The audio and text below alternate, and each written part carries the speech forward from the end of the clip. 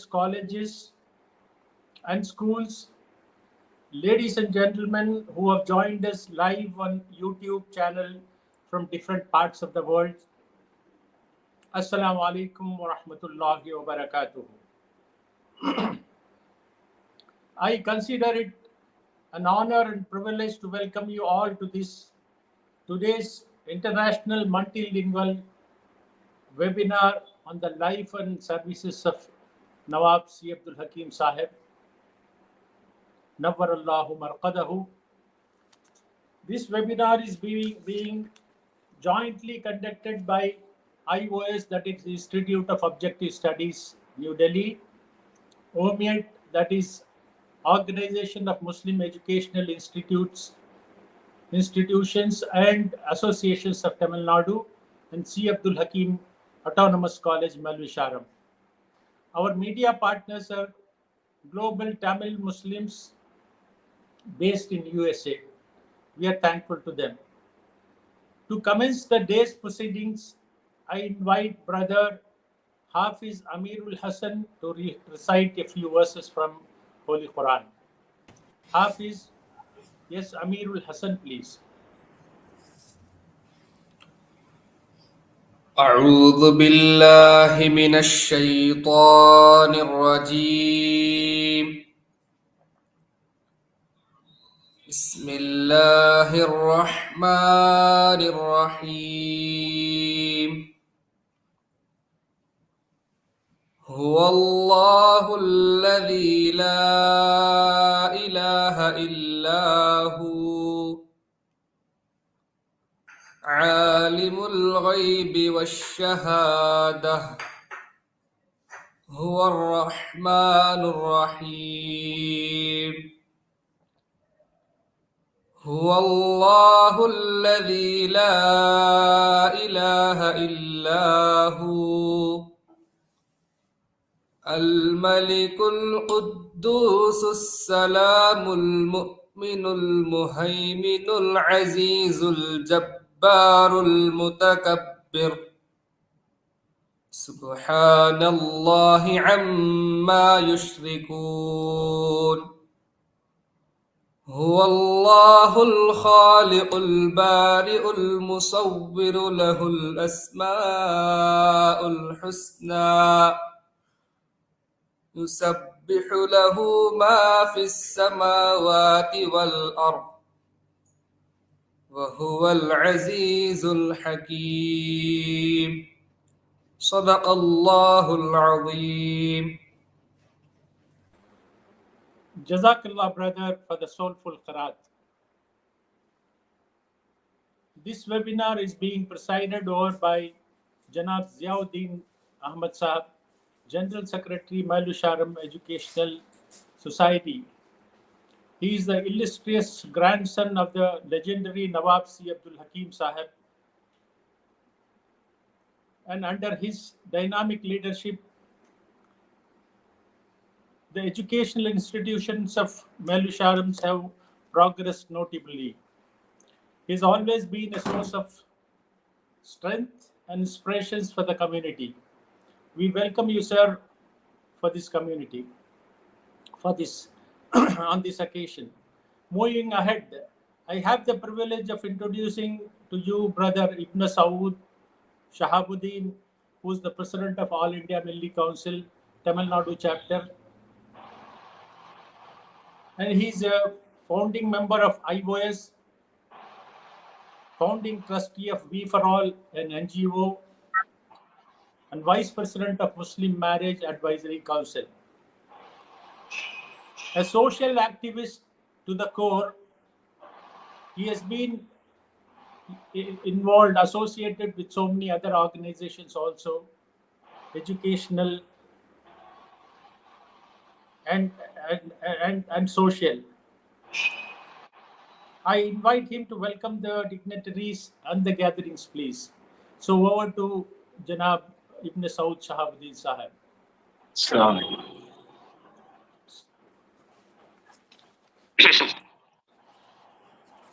Bismillah ar-Rahman ar-Rahim. Nahmaduhu nusalli ala rasulihil kareem. அளவற்ற அருளாளனும் நிகரற்ற அன்புடையவனும் ஆகிய இறைவனின் திருநாமத்தால் ஆரம்பம் செய்கிறேன். புகழ் அனைத்தும் இறைவனுக்கு.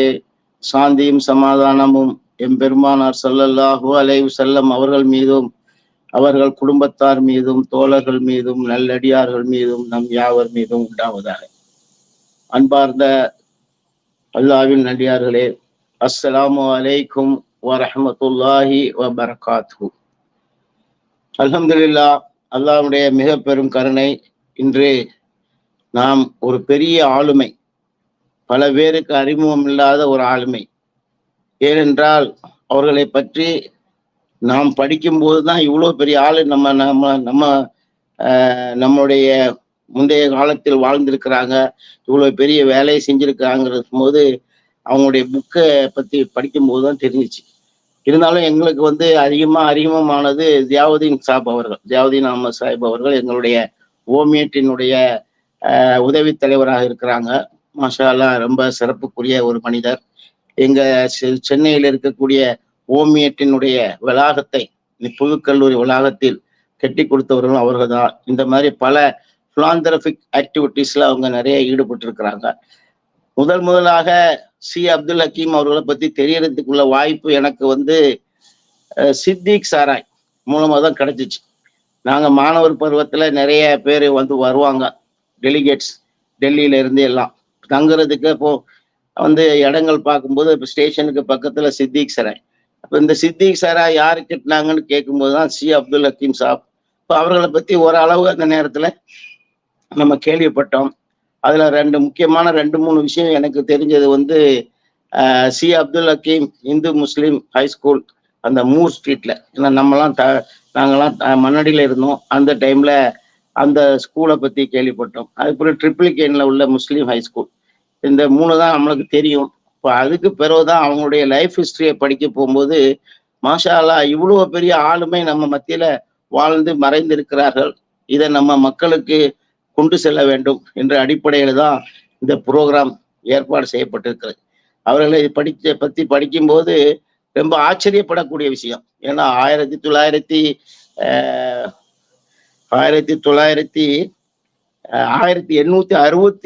பிறந்திருக்காங்க. அதான் 19th செஞ்சுரியில. அந்த டைம்லயே இவ்வளவு பெரிய காரியங்களை சாதிச்சு இருக்கிறாங்கிறது ஒரு மலைக்கக்கூடிய விஷயம். ஏனென்றால் அவங்க அப்பமே ஒரு சிந்தனை ரீதியாக மக்களுக்கு சேவை செய்ய வேண்டும், கல்வி பணியை ஆற்ற வேண்டும், சம்பாதிப்பதில் தர்மத்தை கையாள வேண்டும் என்ற அவங்களுடைய லைஃப் ஹிஸ்டரியை படிக்கும்போது பெரிய விஷயம். அதை பத்திலாம் எனக்கு பின்னால வரக்கூடிய பேச்சாளர்கள் உங்கள்கிட்ட சொல்ல இருக்கிறாங்க. ஒரு சில விஷயங்களை மட்டும் நான் சொல்லி அதுக்கு பிறகு இன்ஸ்டிடியூட் ஆஃப் ஆப்ஜெக்ட். இப்போ அவங்ககிட்ட நான் பார்த்தது அவ்வளவு சுறுசுறுப்பா இயங்கி இருக்கிறாங்க. காலையில 3 மணிக்கே எந்திரிச்சு ஆபீஸுக்கு போயிடுவாங்க. போய் அங்க உள்ள லெட்டர்ஸ் எல்லாம் பார்த்துட்டு 7 மணிக்கு பெரியமேட்டுக்கு, அப்போ அவங்களுக்கு அந்த ஆபீஸ் மூர் ஸ்ட்ரீட்ல தான் இருக்கு. 7 மணிக்கு பெரியமேட்டு மார்க்கெட்ல வந்த தோள்களை, முக்கிய நல்ல தோள்கள்லாம் அவங்க வாங்கிட்டு வந்துருவாங்க. அதுக்கு பிறகுதான் ஆங்கிலேய கம்பெனி, பிரிட்டிஷ் கம்பெனிக்காரங்க இங்க இருந்தாங்க இல்லையா, அப்போ கிழக்கு இந்திய கம்பெனியுடைய ஆட்சி தான் நடந்துட்டு இருந்துச்சு. அப்போ அவர்கள்லாம் மார்க்கெட்டுக்கு போகும்போது நல்ல தோள்கள் கிடைக்கிறது இல்லை. கடைசியில் அவங்க என்ன செய்யறாங்க, இவங்கள்ட்ட தான் வாங்கி ஆகணுங்கிற ஒரு கம்பல்ஷனுக்கு தள்ளப்பட்டாங்க. அதனால இவங்க வியாபாரத்துல பெரிய அளவுல கொடி கட்டி பறக்க முடிஞ்சிச்சு. எந்த அளவுக்குன்னு சொன்னா, இந்த பிரிட்டிஷ்காரங்கெல்லாம் இவங்கள்ட்ட ஒரு காம்ப்ரமைஸ் ஃபார்முலாவுக்கே வந்துட்டாங்க.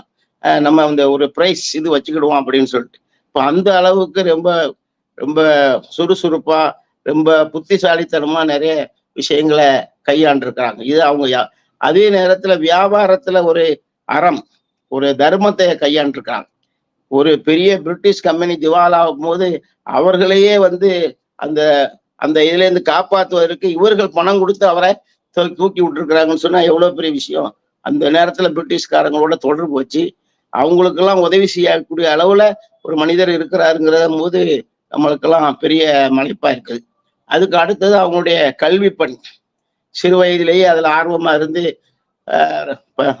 1919லயே அவங்க என்ன பண்ணிட்டாங்க, இந்த சித்திக் சராய் கட்டினாங்க. அதே நேரத்துல அந்த மேல் விசாரத்துல அவங்க அந்த எஜுகேஷனல் கல்வி சங்கம் ஆரம்பிச்சாங்க.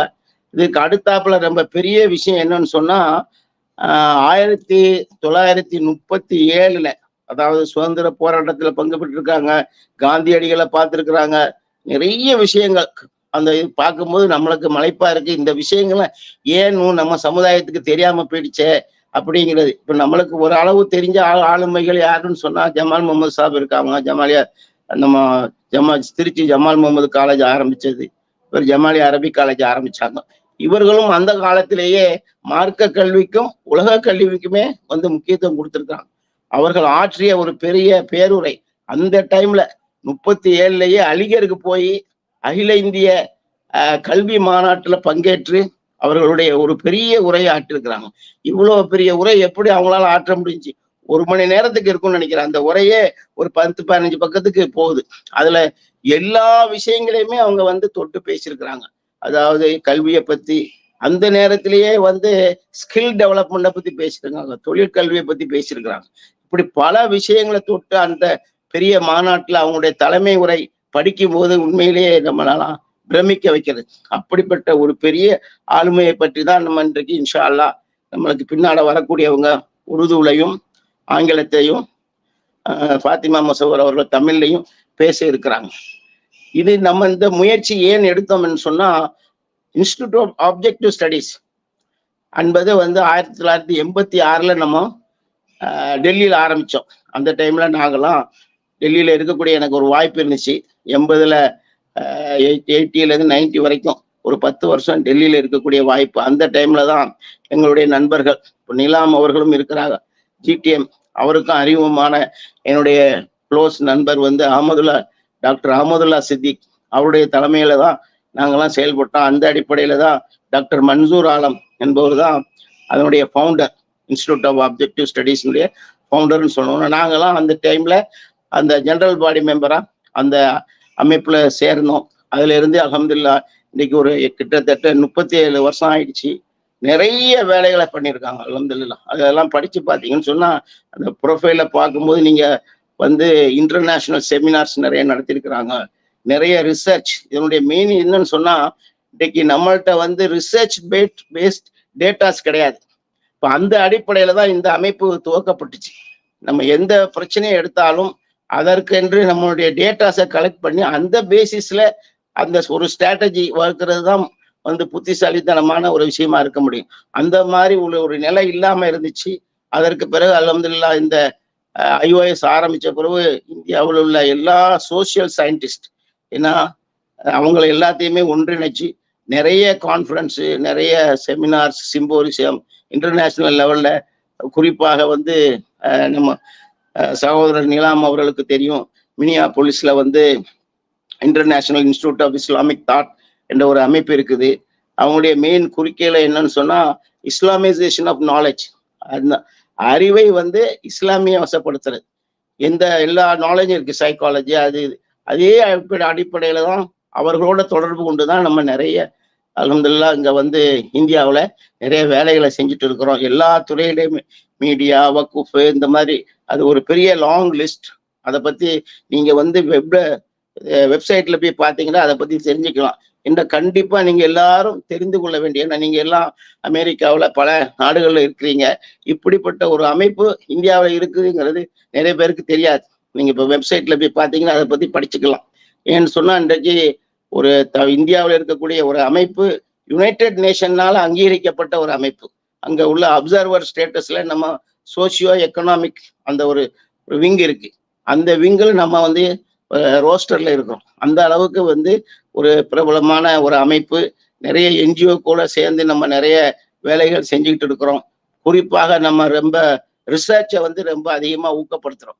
பிஹெச்டி பண்றதுக்கு இன்னைக்கு சோசியல் சயின்ஸ்ல யாரெல்லாம் பிஹெச்டி பண்ணணும்னு விடுவாங்களோ அவங்களுக்கு நம்ம ஸ்காலர்ஷிப் கொடுக்குறோம். போஸ்ட் கிராஜுவேஷனுக்கு ஸ்காலர்ஷிப் கொடுக்குறோம். இப்படி பல வேலைகளை நம்ம செஞ்சுக்கிட்டு இருக்கிறோம். இதை பத்தி இன்ஷா அல்லாஹ் நீங்க வந்து வெப்சைட்ல போனீங்கன்னா விரிவா தெரிஞ்சு கொள்ளலாம். அது கண்டிப்பா நீங்க தெரிஞ்சு கொள்ளணும். அதே மாதிரிதான் நம்ம மத்தியில இருக்க ஆளுமைகளையும் மக்களுக்கு அறிமுகப்படுத்த வேணும். குறிப்பா நம்ம வந்து 2 அவார்டு வச்சிருக்கோம். ஷா வலியுல்லா தேஹ்லவி அவார்டு. இதுல வந்து இந்தியாவில் உள்ள ஆளுமைகள், அதாவது சிறந்த ஆளுமைகளை நம்ம தேர்ந்தெடுத்து அவங்களுக்கு ஒரு சைட்டேஷன் கொடுக்குறோம். 1 லட்சம் ரூபா மற்ற அவார்டெல்லாம் கொடுக்குறோம். அதே மாதிரி வாழ்நாள் சாதனையாளர் அவார்டு, ஐஓஎஸ்னுடைய அவார்டு, இப்படி 2 அவார்டுகளை வச்சிருக்கிறோம். இதெல்லாம் வந்து சிறப்பாக செயல்பற்றக்கூடிய அமைப்புகள், அதே நேரத்துல தனிநபர்களையும் இனம் கண்டு அவர்களை வந்து மக்கள் மத்தியில அறிமுகப்படுத்துறது, அவர்களை கௌரவிப்பதற்காக இந்த 2 அவார்டுகளையும் நம்ம ஏற்படுத்தியிருக்கிறோம். இப்படி பல்வேறு பணிகளை நம்ம வந்து ஐஓஎஸ் மூலமா செஞ்சிருக்கிறோம். அதனுடைய ஒரு அங்கமாகத்தான், அதாவது நம்ம மக்கள் மத்தியில வாழ்ந்து மறைந்த ஆளுமைகளை மக்களுக்கு அறிமுகப்படுத்துறது. அதுல தமிழ்நாட்டுல இருந்து நம்ம வந்து ஆரம்பிச்சோம் என்று சொன்னா, ஐஓஎஸ்க்கு 5 சாப்டர் இருக்கு. ஒண்ணு வந்து அலிகர்ல இருக்கு, கல்கத்தாவில் இருக்கு, பீகார்ல இருக்கு, சென்னை அண்ட் கேலிக்கட், அதாவது டெல்லியில தலைமையகம், 5 இடத்துல வந்து நம்ம ரீஜனல் சாப்டர் வச்சிருக்கோம். அதனால அந்த ரீஜனல்ல உள்ள இருக்க ஆட்களை வந்து மக்களுக்கு அறிமுகப்படுத்தணுங்கிறதுக்காக தமிழ்நாட்டினுடைய ஆளுமைகளை மக்களுக்கு அறிமுகப்படுத்த வேணும் என்ற அடிப்படையில முதலாக நம்ம மௌலானா அப்துல் ஹமீத் பாக்கவி அவர்கள், அதாவது நம்ம பாத்திமா சிஸ்டர் சகோதரி அவருடைய பாட்டனார் அப்துல் சமத் சாவுடைய தந்தை, இவர்கள் தான் வந்து குரானை வந்து முதல்ல தமிழ்ல மொழிபெயர்த்தாங்க. அவங்கள பத்தி ஒரு இப்படி இந்த இணைய வழி ஒரு செமினார் கருத்தரங்கம் நடத்தணும். அதுல நிறைய பேருக்கு அவங்கள பத்தி தெரிய வந்துச்சு. இப்போ இதெல்லாம் வந்து நிறைய பேருக்கு தெரியணும். குறிப்பாக வந்து அப்துல் ஹக்கீம் அவர்களை பத்தி நம்ம இளைய தலைமுறைக்கு கண்டிப்பா தெரியணும். சின்ன சில கிளிப்பிங்ஸ் கூட நம்ம போட்டு மாணவர்கள் மத்தியில பரப்பலாம், அவர்கள்ட்ட கட்டுரை போட்டி வைக்கலாம். இந்த மாதிரி அதே மாதிரி ஜமால் முகமது சாப் இருக்கிறாங்க. அதே மாதிரி ஹாஜி கருத்தர் அவுத்தர் தமிழ்நாட்டுல பாத்தீங்கன்னு சொன்னா அந்த காலத்திலேயே பெரிய ஆளுமைகளா இருந்து கல்விக்காக வேண்டி நிறைய பணி செய்தவர்கள். இவர்கள் எல்லாம் நம்ம சமுதாயத்துக்கு அறிமுகப்படுத்த வேணும். இதற்கு அடுத்தாப்புல நம்ம வந்து ஜமால் முகமது சாபு, ஹாஜி கருத்தர் அவுத்தர், அதுக்கு பிறகு நம்ம இப்போ ரீசெண்டா நம்ம மத்தியில் வாழ்ந்து மறைந்த பிஎஸ்சி அப்துல் ரஹ்மான் சாப் அவர்கள் பெரிய ஒரு யூனிவர்சிட்டியை ஏற்படுத்தியிருக்காங்க, கிரசன்ட் யூனிவர்சிட்டி. இவர்கள் எல்லாம் மக்களுக்கு என்ன, இவருடைய வாழ்க்கை வரலாறு நம்மளுக்கு ஒரு பெரிய உந்து சக்தியா இருக்கும். இளைஞர்களுக்கு எந்த அளவுக்கு அவங்க வந்து அவங்கள்ட்ட அந்த ஒரு தியாக மனப்பான்மை இருந்துச்சு அப்படிங்கிறத புரிஞ்சு கொள்றதுக்கு ஒரு வாய்ப்பு. இந்த அடிப்படையில தான் வந்து இவர்கள் எல்லாம் சேர்ந்து இன்ஸ்டிடியூட் ஆஃப் ஆப்ஜெக்ட் ஸ்டடீஸ் இல்ல, அதாவது ஓமியட், organisation of Muslim educational institution and association of தமிழ்நாடை வந்து 1972ல 73ல ஆரம்பிச்சாங்க. அல்ஹம்துலில்லாஹ் 50 வருஷம் ஆயிடுச்சு. அதனுடைய விழாவை நம்ம கொண்டாடுறதுக்கு இருக்கிறோம் செப்டம்பர்ல. அதனுடைய ஃபவுண்டர்ஸ்ல இப்போ உயிரோடு இருக்கக்கூடிய ஒரே நபர் இன்ஜினியர் நம்ம ஷபீர் சாப் அவர்கள். ஏன்னா அந்த நேரத்துல எங்களுக்கெல்லாம் வந்து அறிமுகமானது, அந்த இதை ஆரம்பிச்சதுல வந்து doctor Abdul Aziz, engineer PK Shabir சாப் அவர்கள், காக்கா உமர் சாப் அவர்கள், அப்புறம் அட்வொகேட் ஹபீபுல்லா பாஷா அவர்கள், AA ரஷீத், இந்த 5 பேர் தான் முக்கியமான ஒரு பங்கு ஆட்டினாங்க ஓமியத்தினுடைய ஆரம்ப காலத்துல. அது இன்றைக்கு வந்து இடையில தொய்வுகள் விழுந்தாலும் இப்போ அவர் நம்ம ஆடிட்டர் கலீலுல்லா சாப் அவருடைய தலைமையில இன்றைக்கு சிறப்பா இயங்கிட்டு இருக்கு. இப்போ ஒரு வாரத்திற்கு முன்னாடி கூட நேஷனல் சயின்ஸ் ஃபெஸ்டிவல், அதாவது பிள்ளைகளுடைய திறமையை வெளிப்படுத்துவதற்காக வேண்டி அவங்களுடைய அறிவு, அதாவது சயின்டிபிக் ரீதியா எப்படி இருக்கிறாங்க அப்படிங்கிறதுக்காக வேண்டி அவங்களுடைய கண்டுபிடிப்புகளை வந்து நம்ம பிஎஸ்சி ராமன் கிரசன்ட் யூனிவர்சிட்டியில ஒரு பெரிய ப்ரோக்ராம் நடத்தினோம். அது ரொம்ப சிறப்பா நடந்துச்சு. அதே மாதிரி அப்துல் ஹக்கீம் காலேஜ் ஒரு பேரும் சேர்ந்துதான் இந்த இதை நடத்துறோம். இதுல நம்மளுடைய குளோபல் தமிழ் நம்ம நிலாம் அவர்கள் இதற்கு ரொம்ப உறுதுணையா இருந்து இதை வந்து நடத்துவதற்கு உதவி செய்ததற்கு அவர்களுக்கு நன்றியை தெரிவித்துக் கொள்கிறேன். மேலும் இத்தோடு என்னுடைய உரையை நிறைவு செய்கிறேன். வாஹிரு தவானா அனில் அல்ஹம்துலில்லாஹி ரப்பில் ஆலமீன். Jazakallah, brothers Ibn Saud. Jazakallah for your introduction of IOS, that is Institute of Islamic Study, Islamic IOS and OMIET and C. Abdul Hakim College. You have talked freely about the personality of Janab Nawab C. Abdul Hakim Sahab, and you have given a brief introduction about it. Of course, the distinguished speakers will be talking more about his life and achievements and services to the community, inshallah.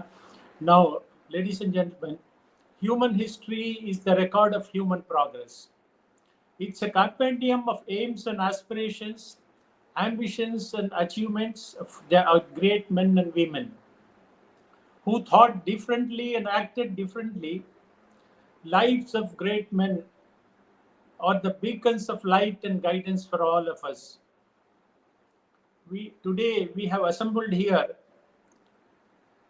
to remember one such great personality, that is Nawab C. Abdul Hakim Sahib, an educationist of national stature, a philanthropist of unprecedented reputation, a gifted orator, an illustrious benefactor of society, and a business magnate. All put together, yes, we are talking about Nawab C. Abdul Hakim Sahib, who was an epitome of courtesy, grace, simplicity, integrity, devotion, and many more of such noble traits.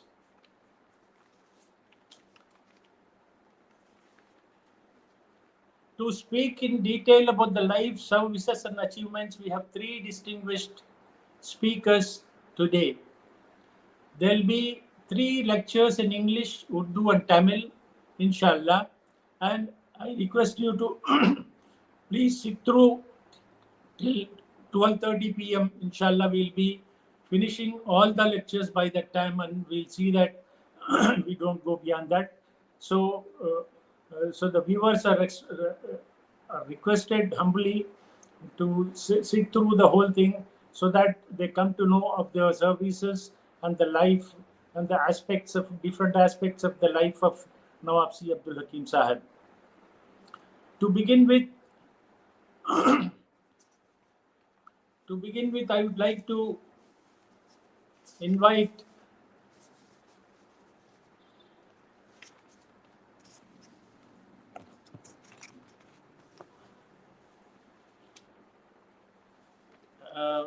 sorry, I'm very sorry.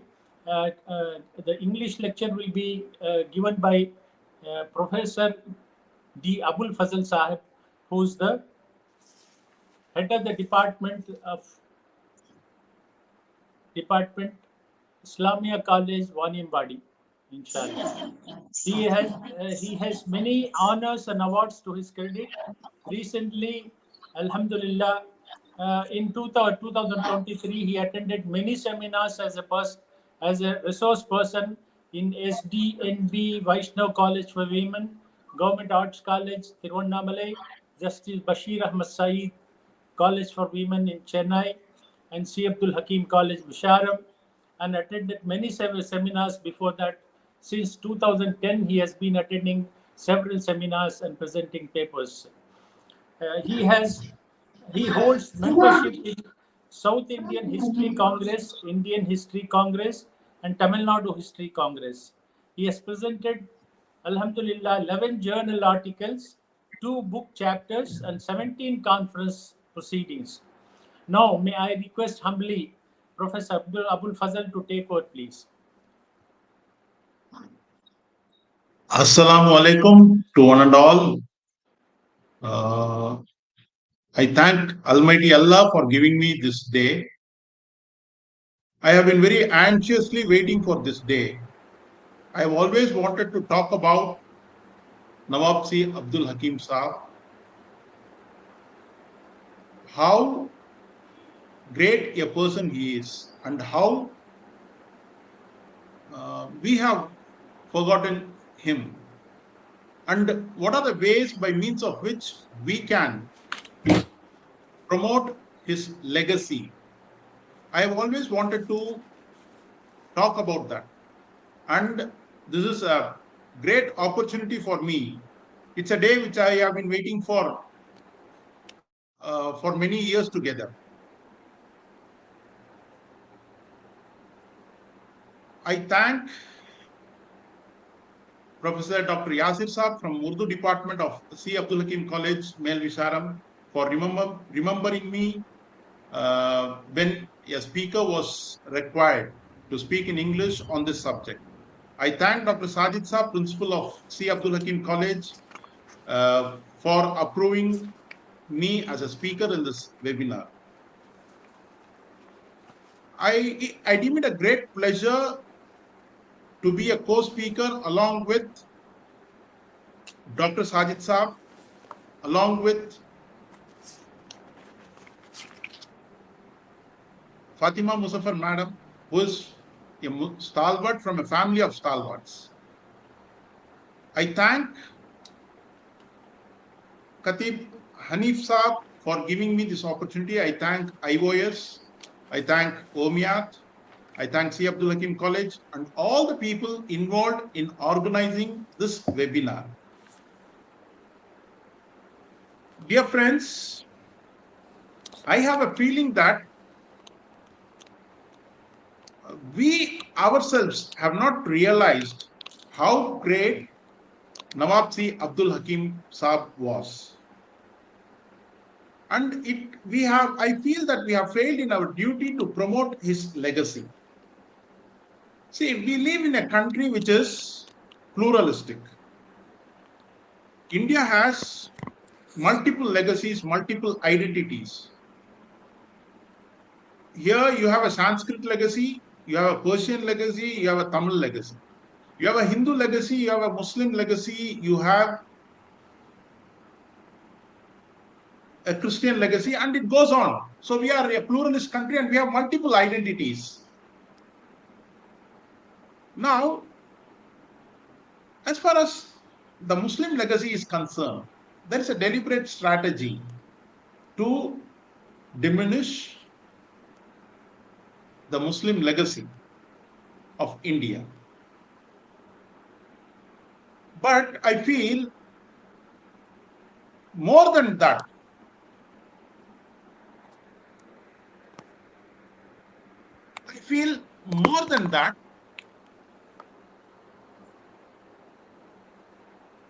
it is our failure to promote our own legacy that has made India devoid of its Islamic legacy, I believe. See, we have failed in our duty. See, in a country where you have a plural identity, what should happen is we need to promote our own legacy and we need to convincingly convince others to acknowledge our heritage, our legacy, our contribution to this country. Now, when it comes to Nawab C. Abdul Hakim Saab, have we documented the life of Nawab C. Abdul Hakim Saab? Yes, we have documented it.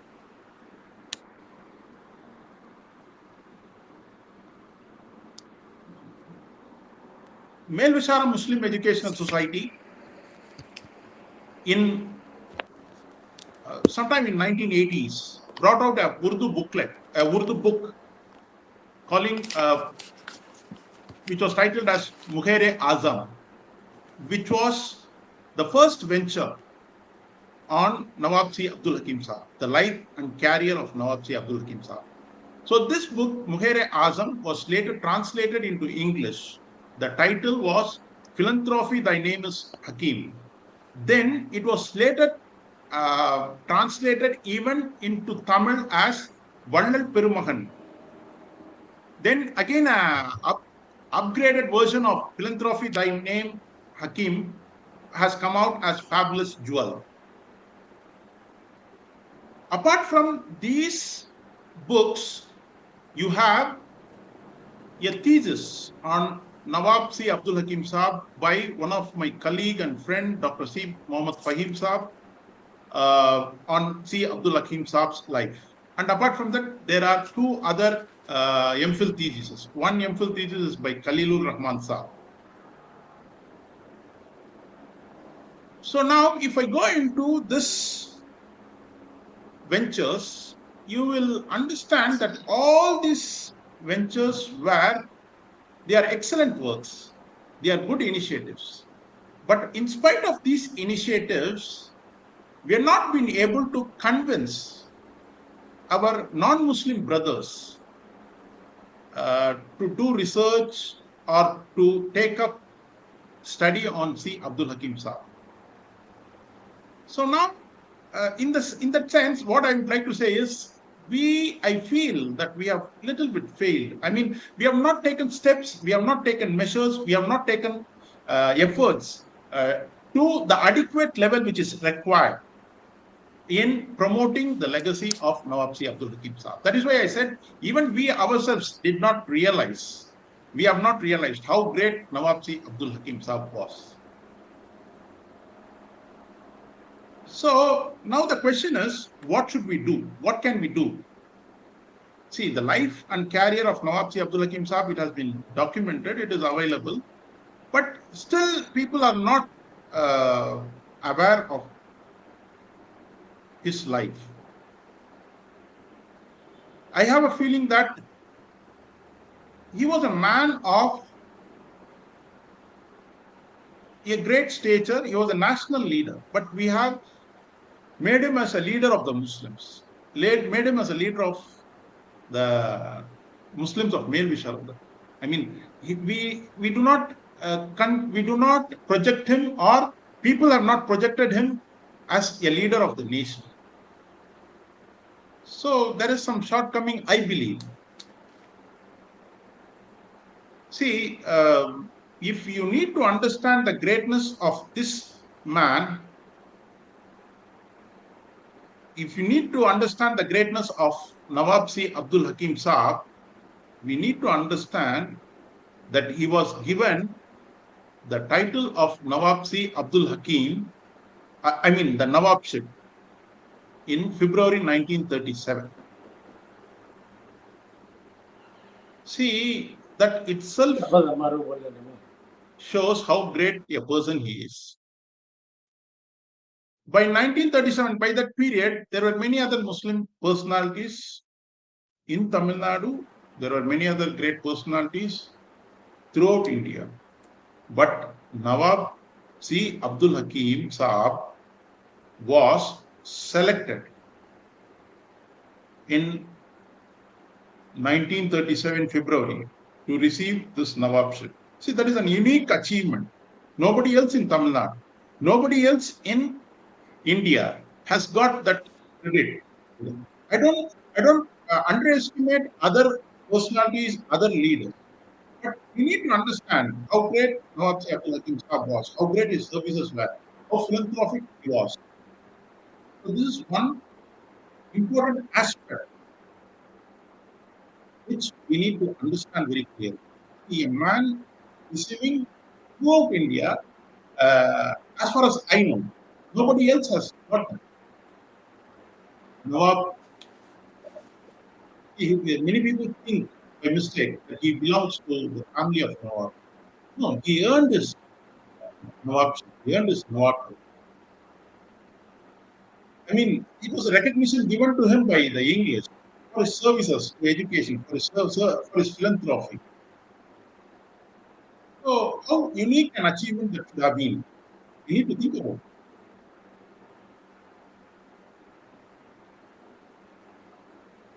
Now, next, in January 1939, Iman, a paper from Lahore,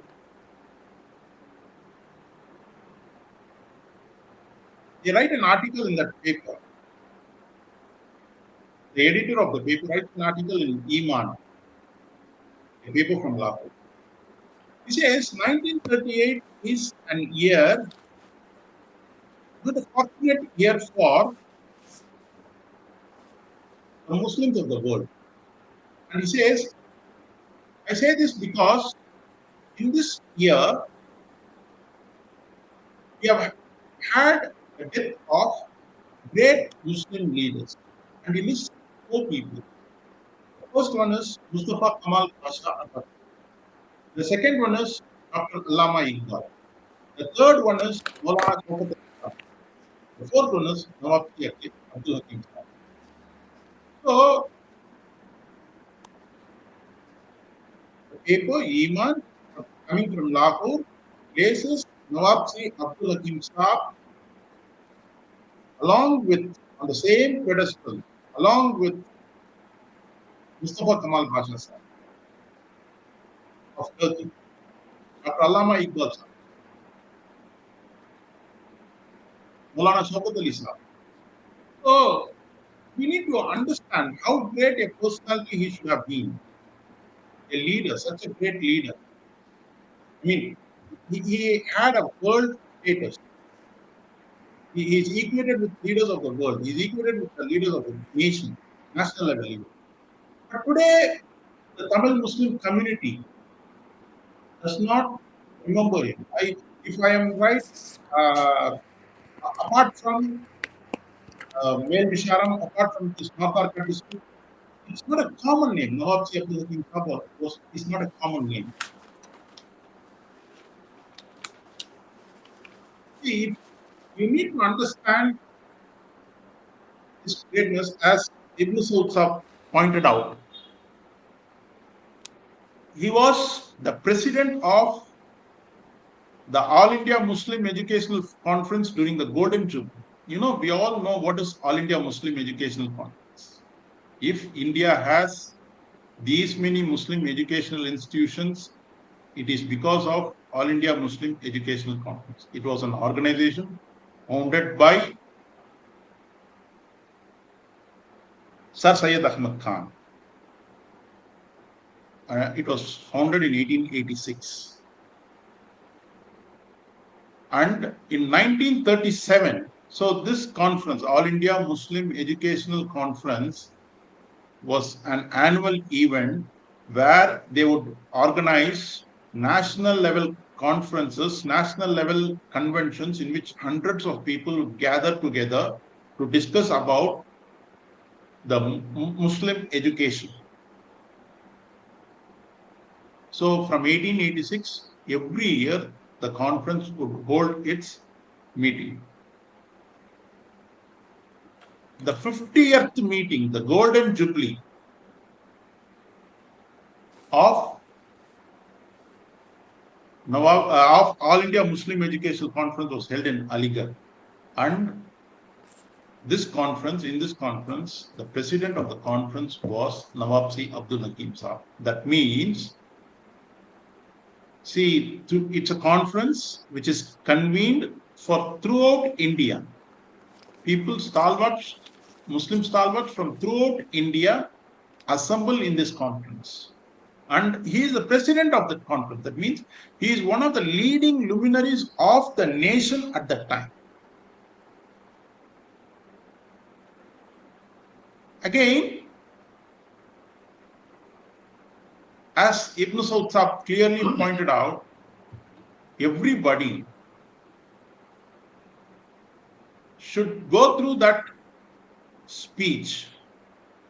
That speech should be printed and should always remain with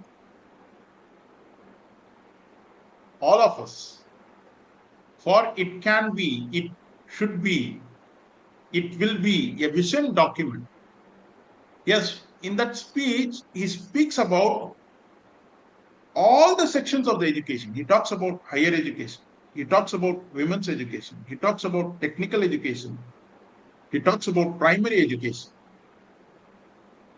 And it should be the vision document of the Muslims of Tamil Nadu, the Muslims of India, a visionary document for education of Muslims. And we need to understand in that meeting, in that session, you had Sardar Yar Khan Saab, a great educationist, who was honorary secretary at the time for All India Muslim Education Conference. And Nawab Hakim Saab and Yar Khan Saab were collaborating with regard to education. And you need to understand this from the background of Nawab C. Abdul Hakim Saab's education. See, Nawab C. Abdul Hakim Saab was not a well-educated man in the sense he did not have an opportunity to learn, but he had a craving for learning. He used to walk from Mel Visharam to Arcot for his education.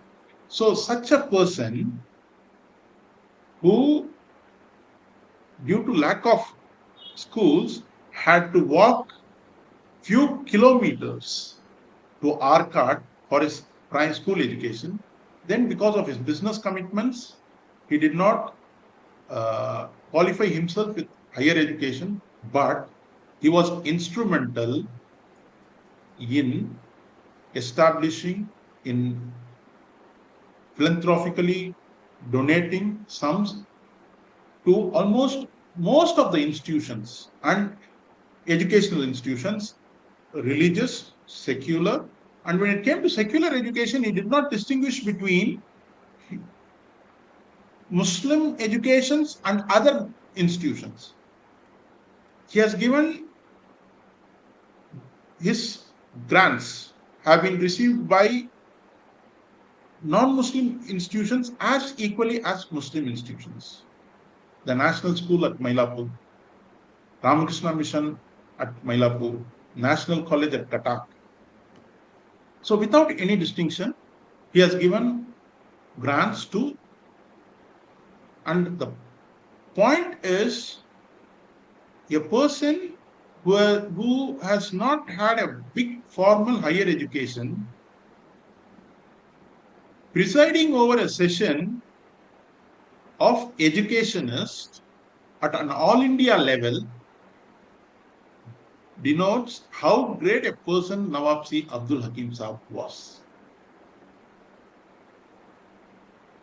And we can just keep on talking about Nawab-C Abdul Hakim Saab. As I told you, I'm not going to talk about his life. I'm just going to talk about certain anecdotes in his life, and I want to talk about more seriously about how we have failed in safeguarding our legacy.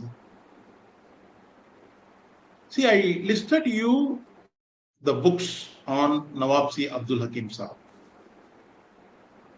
Apart from that book, recently I came to, I read 2 articles on Nawab-C Abdul Hakim Saab, written by one Sadatullah, brother Sadatullah, a teacher of Mel Visharam. Very interesting articles they were. See, the body of knowledge on Hakim Saab is not complete and cannot be complete also.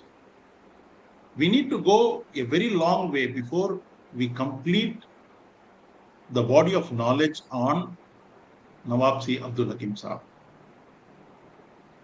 So, in spite of these books, these research articles, these research theses, there are so many other information that has not been documented. See, Brother Sadatullah, once he goes to a village called as Thiruvalam, and there he meets a 95-year-old man.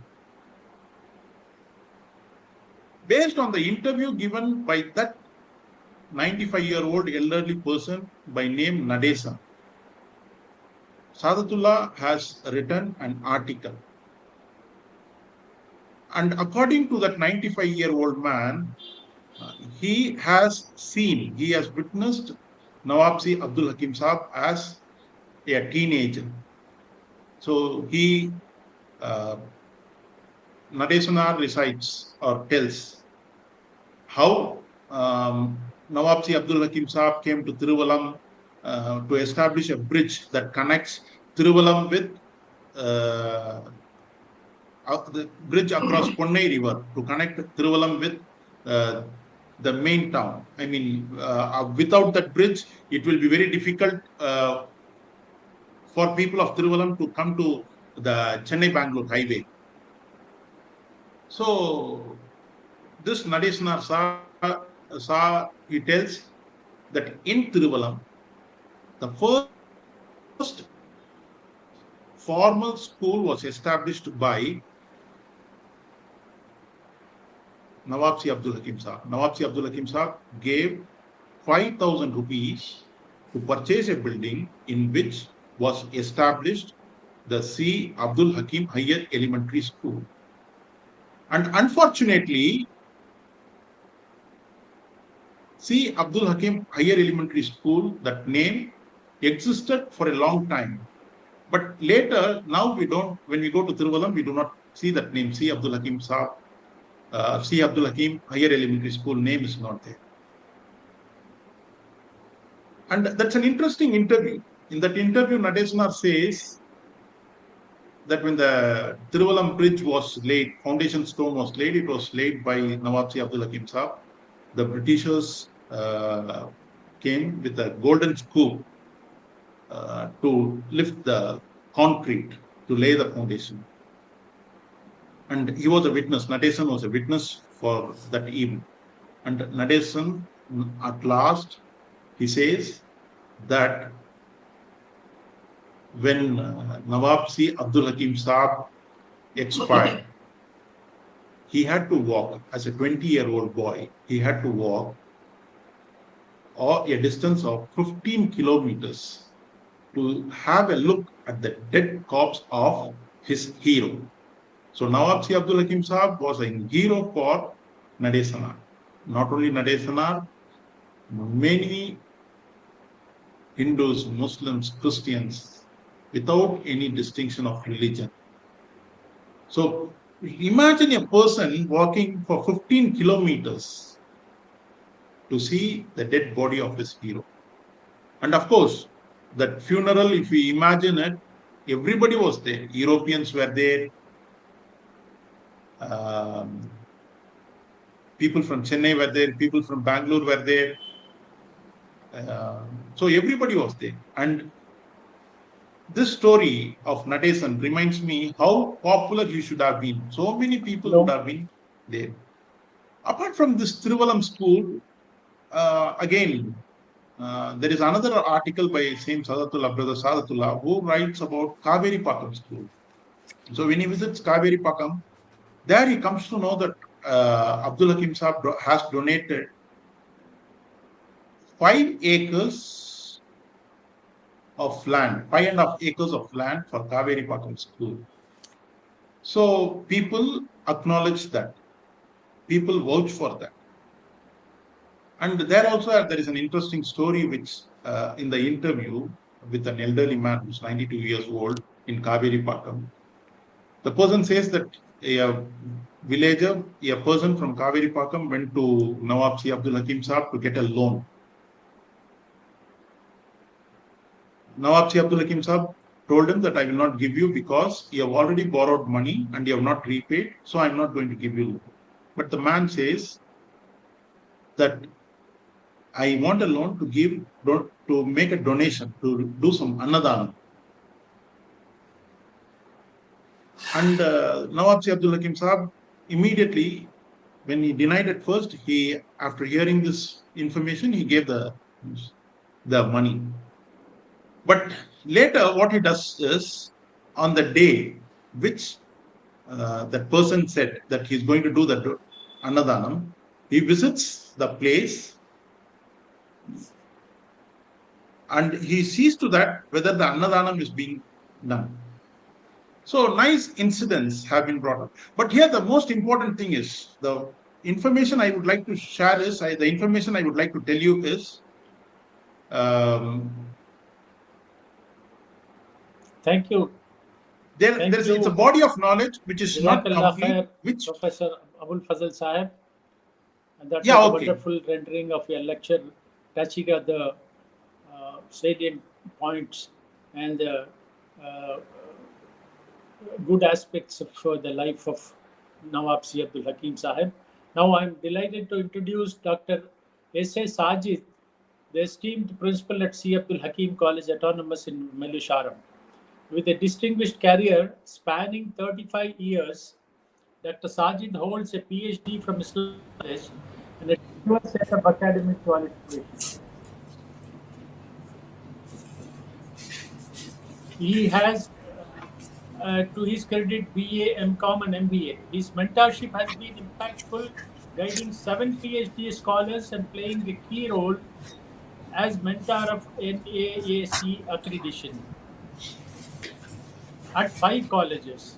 Dr. Sajid has held various academic positions, including executive member for accreditation committee, and has been actively involved in internal quality assurance coordination with UGC and overseeing unaided courses. His research contributions are significant, with 7 international journal publications and inclusion in the UGC care list. Dr. Sajid has also co-authored books on business law and business economics. A seasoned principal in national and international conferences, Dr. Sajid has also officiated as a resource person and delivered keynote addresses. His commitment to academic growth extends to active participation in various workshops. Dr. Sajid's contribution have been duly recognized with awards such as Best Educational Awards by the International Business Council, the Gem of Asia Education Excellence Award, and the Principal of the Year 2021 Award by GERC. Notably, he has also been honored with the Educational Conclave Award 2023. So now I would request him to, inshallah, he will be speaking in Urdu. तो कुछ खुमरियों को याद हैं, कुछ बुलबुलों को हिफ्स, कुछ खुमरियों को याद हैं, कुछ बुलबुलों को हिफ्स, आलम में टुकड़े टुकड़े तेरी दास्तां के हैं, शाहराह हयात पर जिन जयालों के नक़ूश पासफ़ हैं, वो सदियों तक आने वाली नस्लों के लिए नई मंजिलों की तरफ रहनुमाई करते रहेंगे। अहदाफ का तयन, उन्हीं पाने का यकीन, अज़्म, इस्तक़लाल, ये वो औसाफ हैं जो हमारे असलाफ की ज़िंदगियों में मिलते हैं। ये सेमिनार न सिर्फ हमारे हर दिल अजीज़ मुखय्यर आज़म नवाब सी अब्दुल हकीम साहब की ज़िंदगी के बाज़ गोशों को मुनव्वर करने और नुमायाँ करने की एक कोशिश है, बल्कि उनकी मुजाहिदाना सरगर्मियों से सबक हासिल करने का एक मौका भी है। तो इसी दास्तान के चंद औराक़ पर रोशनी डालने के लिए मैं बसद एहतराम डॉक्टर जस्से साजिद को दावत देता हूँ कि वो आए और हमसे खिताब फरमाएँ। डॉक्टर साजिद साहब। बिस्मिल्लाहिर्रहमानिर्रहीम, अल्हम्दुलिल्लाहि रब्बिल आलमीन वस्सलातु वस्सलाम अला सय्यिदिल मुरसलीन, अम्मा बाद। मोहतरम अरबाब इल्म फ़न, हज़रात आली क़दर, सामीन इज़ाम और काबिल एहतराम बुज़ुर्गों, अस्सलामु अलैकुम वरहमतुल्लाहि वबरकातुहू। मैं साकिन मेल विशारम व खादिम सी अब्दुल हकीम कॉलेज ऑटोनमस मेल विशारम आज के इस खुसूसी मौके पर अज़्म व यकीन के हामिल, बेमिसाल मर्द कामिल, सदक़ व सफ़ा के पैकर, महर व वफ़ा के हामिल, औसाफ़ आरिफाना व किरदार गाज़ियाना के मुहाफ़िज़, मुखलिस व सब्र व वफ़ा के अमीन नवाब सी अब्दुल हकीम साहब नव्वरल्लाहु मरक़दहू की ज़िंदगी और ख़िदमात के उन्वान पर चंद बातें गोश गुजार करना अपनी सआदत समझता हूँ। मैं इंस्टीट्यूट ऑफ ऑब्जेक्टिव स्टडीज़ का बेहद ममनून व मशकूर हूँ कि उन्होंने ओमियत और सी अब्दुल हकीम कॉलेज मेल विशारम के इश्तराक से एक मल्टीलिंगुअल बैनुल अक़वामी वेबिनार का इनेकाद किया है। मैं इन इदारों के मुंतज़मीन का तहे दिल से शुक्रगुजार हूँ। नवाब सी अब्दुल हकीम साहब ने जिस घराने में अपने आँखें खोली, उसका माहौल दीनी व मजहबी था। तिजारत के साथ साथ दीन और अहल दीन से खुसूसी लगाव था। माँ बाप और माहौल का असर नवाब साहब पर खूब हुआ। वालिदैन की मोहब्बत आपके दिल में कूट कूट कर भरी थी। इसी मोहब्बत की बिना पर जब मद्रास में आपने सिद्दीक़ सराय तामीर की, यानी सराय तामीर की, तो उसका नाम सिद्दीक़ सराय रखा। ये उनके वालिद का नाम है। न सिर्फ बचपन में बल्कि सन शऊर को पहुँचने के बाद भी जब किसी को तकलीफ़ या मुसीबत में पाते तो रंजीदा होते। आपको नेक सोहबत बड़ी पसंद थी। मैं जनाब हाफिज़ अब्दुल रज़्ज़ाक़ साहब बाखवी रायचोटी मरहूम का ममनून व मशकूर हूँ कि उन्होंने नवाब सी अब्दुल हकीम साहब की हयात और ख़िदमात पर एक मुश्तमिल किताब उर्दू ज़बान में मुखय्यर आज़म के नाम से मंजर आम पर लाए। उन्होंने उनके नवासे जनाब अब्दुल हमीद जमील साहब की मदद और उनके फ़र्जंद अर्जुमन जनाब चाकवाई ज़ियाउद्दीन अहमद साहब, जो मेल विशारम मुस्लिम एजुकेशन सोसाइटी के इस वक्त जनरल सेक्रेटरी हैं और इस वेबिनार के प्रेसिडेंट भी हैं, उन्होंने इन दोनों की मदद से नवाब साहिब की तारीख़ को एक किताब में बंद कर दिया, جس کی وجہ سے الحمدللہ آج ہم لوگوں کو ان کی تاریخ اور ان کے اوصاف اور ان کی خدمات بیان کرنے کے لیے بڑی آسانی محسوس ہو رہی ہے۔ عزم و یقین کے حامل عبدالحکیم صاحب، بے مثل مرد کامل عبدالحکیم صاحب، جن کی حیات یقیناً ایثار کی کہانی، عرض دکن پہ ہوگا شاید ہی ان کا ثانی۔ نواب سی عبدالحکیم صاحب کے آبا و اجداد کا وطن ضلع تنجاور تھا۔ آپ کے دادا غلام محی الدین صاحب اپنا اصلی وطن چھوڑ کر کلوے میں قیام کیا، جو وشارم سے 24 کلومیٹر دور پر واقع ہے۔ انہوں نے وہاں بڑا اثر و رسوخ پیدا کیا۔ ان کے والد ماجد سی صدیق حسین صاحب کیل وشارم کو اپنا مسکن بنا لیا، اور یہیں سن 1860 میں نواب سی عبدالحکیم صاحب پیدا ہوئے۔ اس زمانے میں وشارم کے اندر کوئی منظم طریقے سے تعلیم کا انتظام نہیں تھا۔ آپ کو علم کا بے حد شوق تھا۔ جس زمانے میں آپ نے حکیم صاحب نے ہوش سنبھالا، اس وقت تعلیم بہت مہنگی تھی، انگریزوں کا راج تھا، اور انہیں ہندوستانیوں کو تعلیم یافتہ بنانے میں کوئی دلچسپی نہیں تھی۔ نواب سی عبدالحکیم صاحب علم کا شوق لیے روزانہ وشارم سے آرکاٹ جاتے تھے، جو یہاں سے 5 کلومیٹر دور ہے۔ اس زمانے میں سفر کے لیے کوئی آسان اور انتظام نہیں تھا۔ علم حاصل کرنے کے لیے آپ نے بڑی تکلیفیں اٹھائیں، اور یہی وجہ ان کو تعلیم کی اہمیت، اور آپ نے تعلیم کی ترقی کے لیے اپنی دولت کا بیشتر اور وافر حصہ خرچ کر دیا۔ آپ کی کمسنی میں والد کا سایہ سر سے اٹھ گیا تھا۔ والد صاحب کے انتقال کے بعد نواب صاحب اپنے چچا سی عبدالرزاق صاحب کے تجارت میں شریک کار ہو گئے۔ وہ آپ کو بے حد چاہتے تھے۔ چچا نے اپنی بڑی صاحبزادی جناب کلثوم بیگم صاحبہ سے آپ کا نکاح کرا دیا، جو نہایت نیک دل اور وفاشار تھی۔ 1890 عیسوی میں نواب صاحب نے اللہ کے بھروسے پر مدراس مور اسٹریٹ میں اپنی خاص تجارت شروع کی۔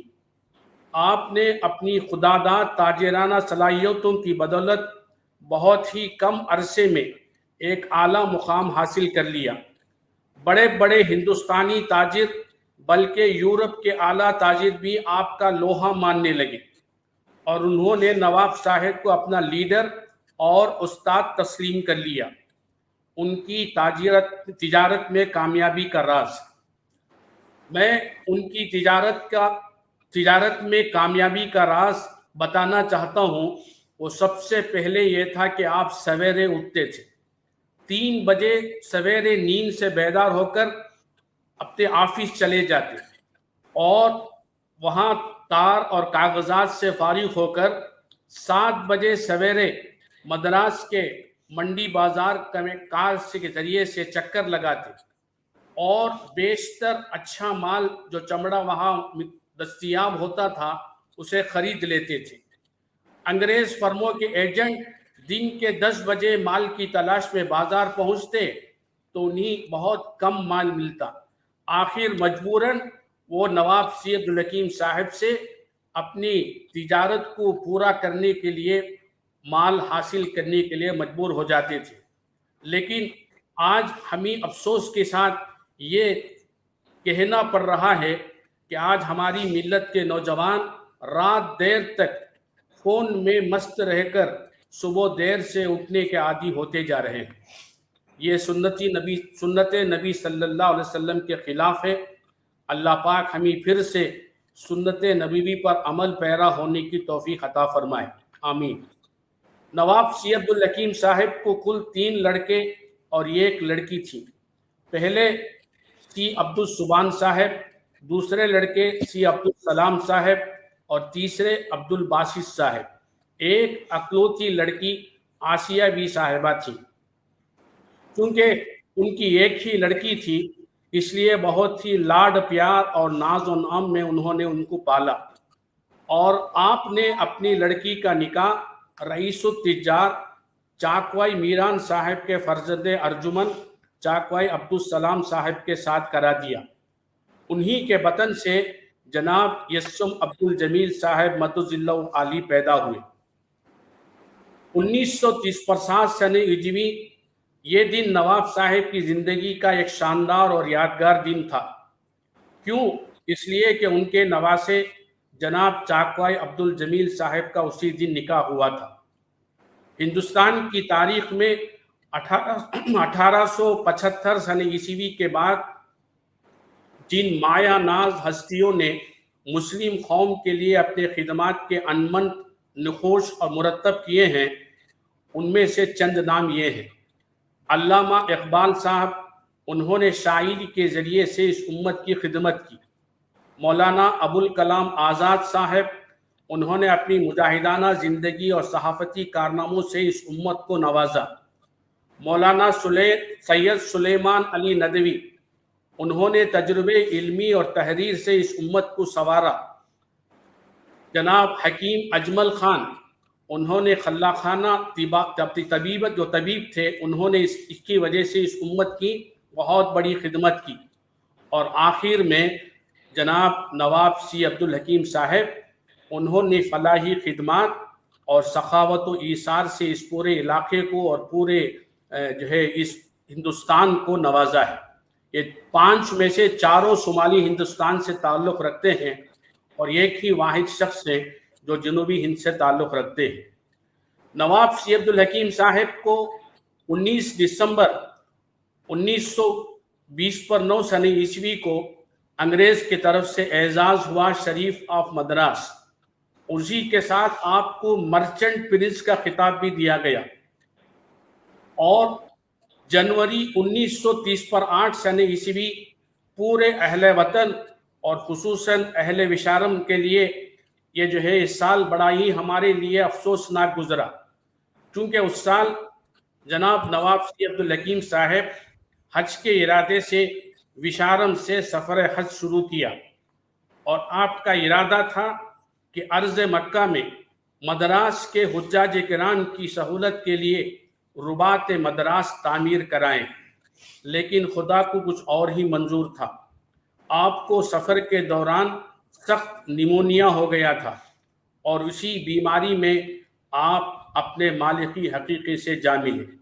आपका इंतकाल मद्रास में ऑफिस में उन्हीं के ऑफिस में हुआ और कील विशारम की छोटी मस्जिद के इहाते में आपको जो है दफन किया गया। मेरे मोहतरम हजरात, ये नवाब साहब की ज़िंदगी के कुछ आसान बातें हैं, मैंने उसको आपके सामने गोशगुजार कर दिया। खिदमत आलिया की चंद झलकियाँ। हातिम वो नौशेरवां का नाम सुनते आए हम, है निगाहों में मुकाम में बरतर अब्दुल हकीम।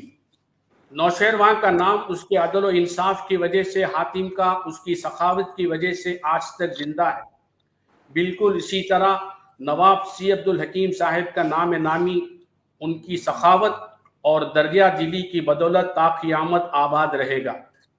आपने अपनी दौलत से गरीबों, रिश्तेदारों, मुसाफिरों, मिस्कीनों, मखरूज़ों, साइलों, यतीमों और बेवाओं की हर तरह से मदद फरमाई। बेवाओं और मिस्कीनों के माहाना वजीफ़े मुकर्रर किए। कोई साइल आपके दर से खाली गया हो कहीं नहीं मिलता। नवाब साहब ने मुल्क व वतन और कौम की इतनी खिदमत की कि उसकी मिसाल नहीं मिलती। इसके लिए मैं उससे पहले कि आपने कैसी कैसी खिदमात अंजाम दिए हैं, दुनिया के अंदर बहुत सारे लोग ऐसे ही मिलेंगे जो अपना नाम कमाने के लिए और मनसब हासिल करने के लिए अनथक कोशिश करते हैं, यहाँ तक कि लोगों की खुशामदें करते फिरते हैं। बहुत ही कम लोगों को अल्लाह पाक के एजाज़ बख्शता है कि उनकी सलाहियत और खिदमत खल्क के जज्बे पर ओहदा और मनसब उनके पीछे पीछे चलता है।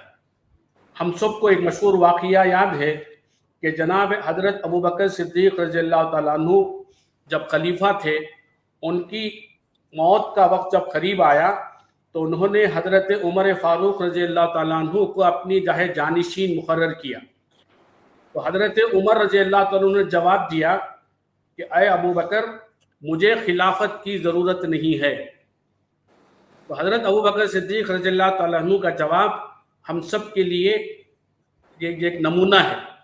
انہوں نے فرمایا کہ عمر آپ کو تو خلافت کی ضرورت نہیں ہے لیکن خلافت کو عمر کی ضرورت ہے. یہ ہے ہمارے بڑوں کے اسلاف.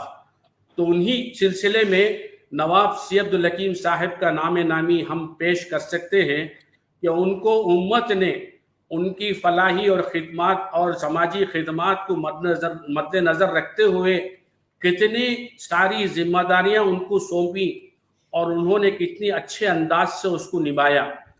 مجھے فخر ہے کہ اس پورے وشارم کے اتوار میں نواب سی عبدالحکیم صاحب نے 1920/6 میں میل وشارم مسلم ایجوکیشن سوسائٹی کے صدر بنے اور تا حیات 1930/8 تک آپ صدر کے منصب پر فائز رہے اور انہوں نے نہایت بہترین انداز میں اس سوسائٹی کو پروان چڑھایا جس کی وجہ سے آج تقریباً 13 ادارے اس سوسائٹی کے تحت اس پورے اطراف کے علاقے کے اندر تعلیمی خدمات انجام دے رہے ہیں.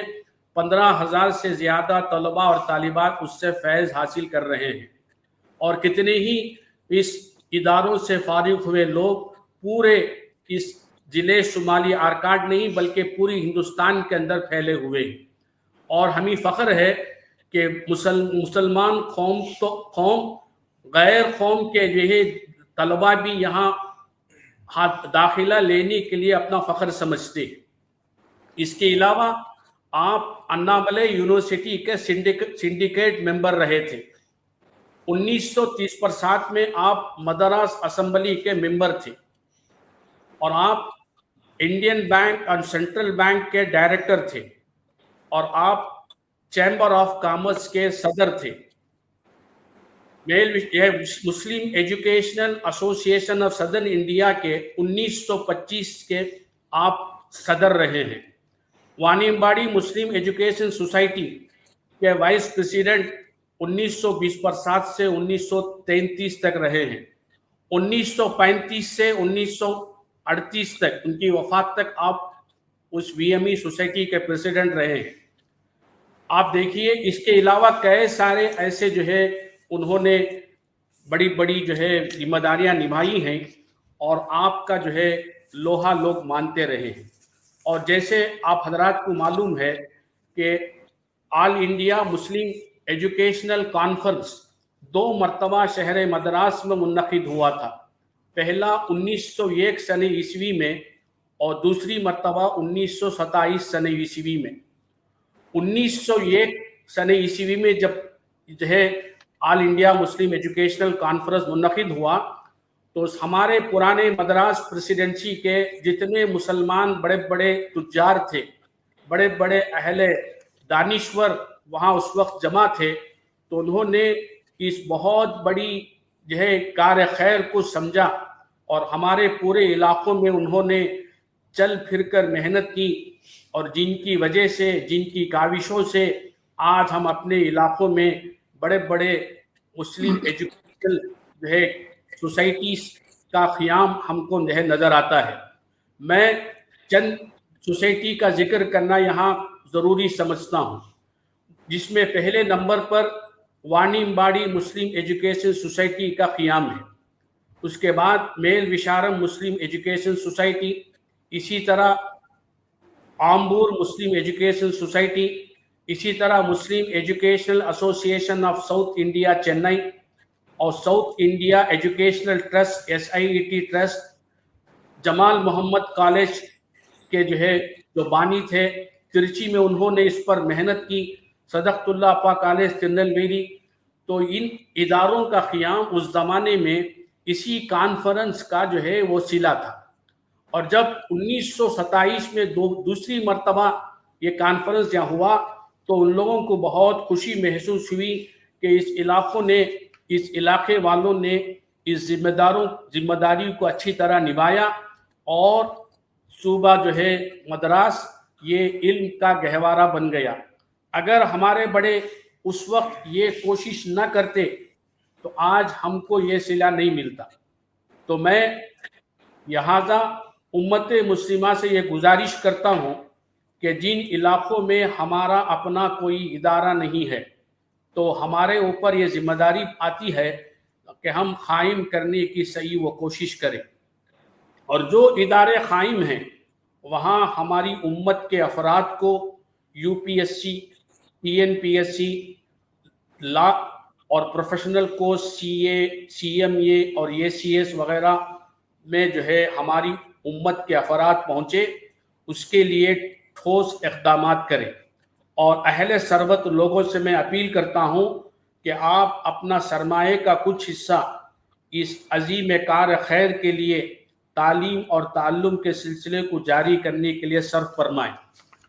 نواب سی عبدالحکیم صاحب نے کیا کیا دیا یہ تو جو ہے ہم اسے جو ہے یہاں بتا نہیں سکتے, تفصیل تو بہت لمبی ہے. اس کے اندر مسلم تو مسلم, غیر مسلم اداروں کو بھی جو ہے انہوں نے نہیں جو ہے چھوڑا. یہاں تک کہ 2018 میں جب ہندو اسکول آمبور کا سینٹینری سیلیبریشن تھا تو ان کے جو ہے ذمہ داروں نے اس وقت کے ہمارے جنرل سیکریٹری جناب چاکوئی ضیاء الدین احمد صاحب سے ملاقات کی اور انہوں نے وہاں اس جلسے میں شرکت کی, ان سے درخواست کی. صدر صاحب, جنرل سیکریٹری صاحب کسی وجہ سے اس جلسے میں حاضر نہ ہو سکے تو ان کے فرزند ارجمند جناب عزت ابرار احمد صاحب جو سی عبدالحکیم کالج کے کرسپونڈنٹ, میں اور جناب ارشاد احمد صاحب ہیڈ ماسٹر اسلامیہ بائس ہائر سیکنڈری اسکول میل وشارم کو اس جلسے میں پہنچنے کا شرف حاصل ہوا. اور اس وقت کے منسٹر پون رادھا کرشنن کے ذریعے سے اس مدرسے, اس اسکول والوں نے ہمارا اعزاز فرمایا اور انہوں نے ان کی جو ہے اسکول کا ہم کو جو ہے ہم سے معائنہ کرایا اور بتایا دیکھو یہ پرانی بلڈنگ ہے, اس کو ہم نے ہچ کی شکل میں تعمیر کیا ہے. ہچ کے معنی حکیم صاحب ہے. اس سے پہلے 7 سال کے پہلے اسی طرح کوئمبتور کے ایک مسجد کے کمیٹی ہمارے میل وشارم مسلم ایجوکیشن سوسائٹی کے ذمہ داروں سے آ کر کے ملاقات کی. انہوں نے کہا کہ ایک مسجد نواب سی عبدالحکیم صاحب نے ہمارے علاقے میں تعمیر کیا تھا اور وہ مسجد ہمارے لیے ناکافی ہے, ہم کو جو ہے اسے وسیع کرنا چاہیے. ہم اسے وسیع کرنا چاہتے ہیں, لہٰذا ہماری یہ خواہش ہوئی کہ اس مسجد کو بنانے والے نواب سی عبدالحکیم صاحب تھے تو ہم نے چاہا کہ ان کی جو ہے سوسائٹی کے جو اس وقت کارکن ہیں اور ان کے نسل سے جو لوگ موجود ہیں ان کی نظروں میں وہ مسجد آ جائے تو اس کے بعد ہم اسے شہید کر کے از سے نو تعمیر کرنا چاہتے ہیں. اور وہاں پہنچنے کے بعد معلوم ہوا کہ کوئمبتور کے اندر NH روڈ کے نام پر ایک مین روڈ ہے. آخری میں تحقیق کرنے پر پتہ چلا کہ وہ نواب حکیم روڈ ہے. میرے محترم حضرات, اسی طرح نواب سی عبدالحکیم صاحب نے رام کرشنا مشن کو بھی جو ہے ڈونیشن سے نوازا. آپ نے ایک ہاتھی ترووناملئی کے مندر کو خرید کر کے دیا. مسلم ہائر سیکنڈری اسکول ٹریپلیکن 1930/3 میں آپ نے اسے قائم فرمایا. چنتا دری پیٹ ہائر سیکنڈری اسکول مدراس, سی عبدالحکیم ہندو مسلم ہائی اسکول انگپا نائکن اسٹریٹ چنئی, سی عبدالحکیم مارکیٹ آمبور, سی عبدالحکیم مارکیٹ ٹریپلیکن ہائی روڈ چنئی, اور آپ کا عظیم کارنامہ صدیق سرائے مدراس. میرے محترم حضرات, اس کے علاوہ ایک لمبی فہرست ہے, میں آپ کا مزید جو ہے وقت لینا نہیں چاہتا ہوں.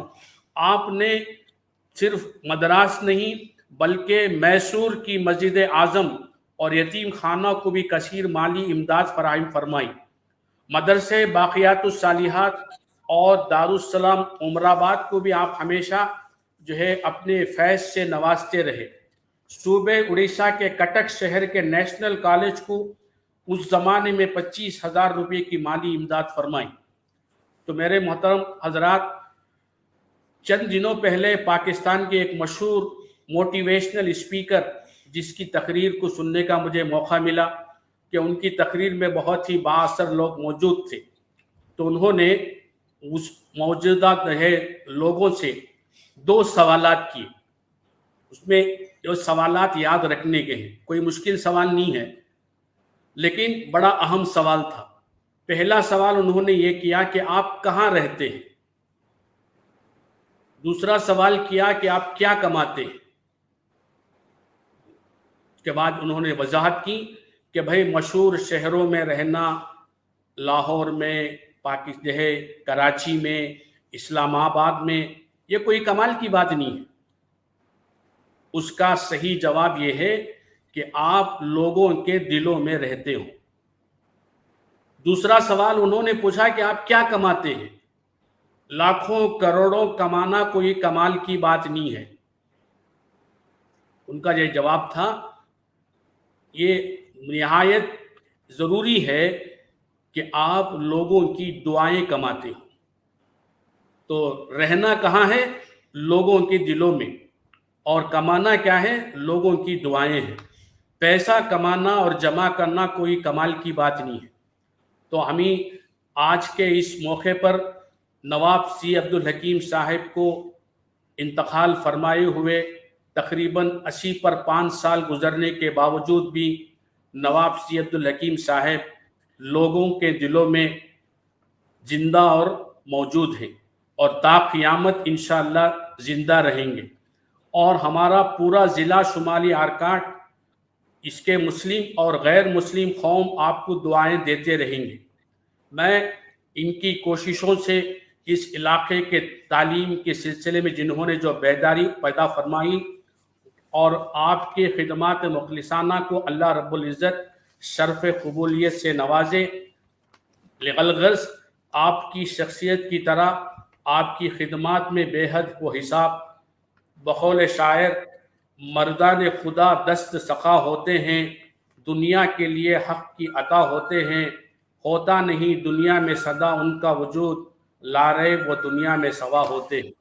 میں تمام منتظمین کا اور تمام شاکرین کا ممنون و مشکور ہوں کہ آپ نے اپنا قیمتی وقت اور جناب محمد حنیف کاتب صاحب کا اور جناب چاکوائے ضیاء الدین احمد صاحب جنرل سیکریٹری میل وشارم مسلم ایجوکیشن سوسائٹی کا، جناب ابن سعود پریزیڈنٹ آل انڈیا ملی کونسل جنہوں نے ویلکم ایڈریس اور فیلیسیٹیشن ایڈریس دیا، جناب پروفیسر ابو الفضل HOD ہسٹری ڈپارٹمنٹ آف اسلامیہ کالج مانمباڑی کا، عالمہ AIS فاطمہ مظفر صاحبہ کا، اور ایڈوکیٹ منیر الدین شریف صاحب جو ہدیہ تشکر پیش کرنے والے ہیں، اور سب سے زیادہ میڈیا پارٹنر کا، تمام کا ممنون و مشکور ہوں.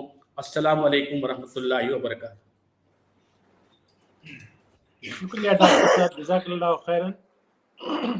آپ نے نہایت ہی وضاحت کے ساتھ نواب سی عبدالحکیم صاحب کے حالات زندگی کے اہم گوشوں پر روشنی ڈالی اور ان کی زندگی کے ابتدائی حالات سے کیسے انہوں نے چمڑے کی تجارت میں نام پیدا کیا، اس پر شرح و بسط کے ساتھ گفتگو فرمائی.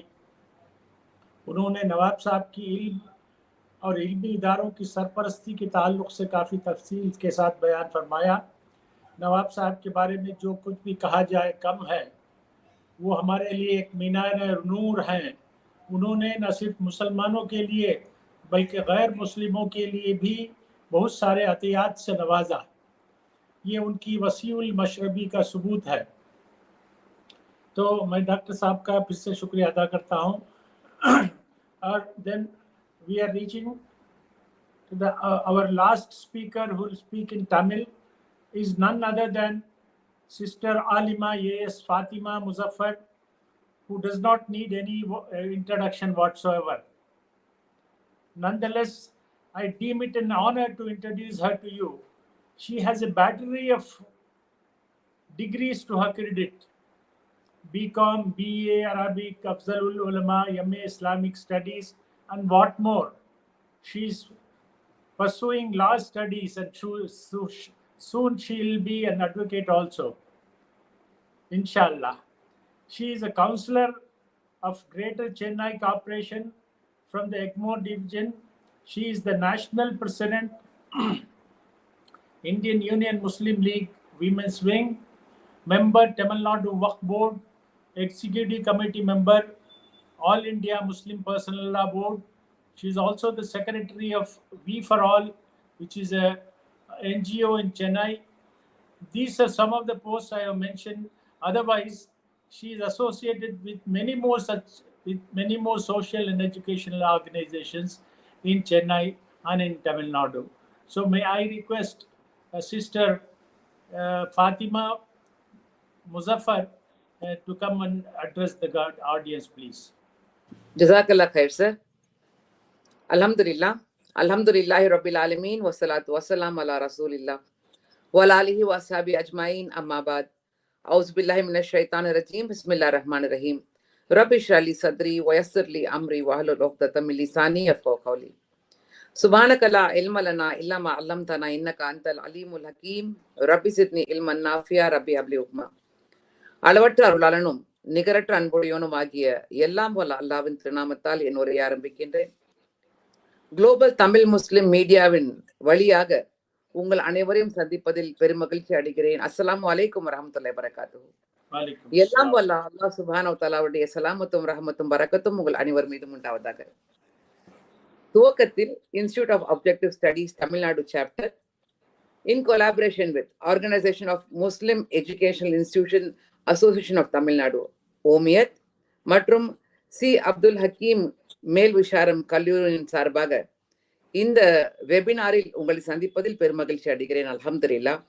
இதற்கு தலைமை தாங்கியிருக்கக்கூடிய சி அப்துல் ஹக்கீம் சாஹிபினுடைய வம்சாவளியில் வந்திருக்கக்கூடிய டாக்டர் எஸ் ஜியாவுதீன் அகமது சாஹிப் அவர்களையும், தலைமை தாங்கியிருக்கக்கூடிய சகோதரர் ஜனாப் இப்னு சவுத் காக்கா அவர்களையும், மிக சிறப்பாக உருதுவில் மிக அழகிய உரையை ஆற்றியிருக்கக்கூடிய சி அப்துல் ஹக்கீம் கல்லூரியினுடைய தலைமை ஆசிரியர் டாக்டர் எஸ் சாஜித் சாஹிப் அவர்களையும், HOD of history Islamiah college வாணியம்பாடியினுடைய மரியாதைக்குரிய ப்ரொஃபசர் டி அபுல் ஃபசல் சாப் அவர்களையும், இதற்கு இந்த நிகழ்ச்சியை மிக அழகாக தொகுத்து வழங்கக்கூடிய எங்களுடைய மூத்த சகோதரர், பல நிறுவனங்களுக்கு, பல சமூக சேவை நிறுவனங்களுக்கு வழிகாட்டியாக இருக்கக்கூடிய கதீப் முகமது ஹனீப் சாப் அவர்களையும், நன்றி உரையாற்றிருக்கக்கூடிய சகோதரர் முனிருதீன் ஷெரீப் சாப் அவர்களையும், எங்களுக்கு பின்னால் இருந்து இயங்கிக் கொண்டிருக்கக்கூடிய GTM TV global Tamil Muslim மீடியாவுடைய ஃபவுண்டிங் சேர்மன்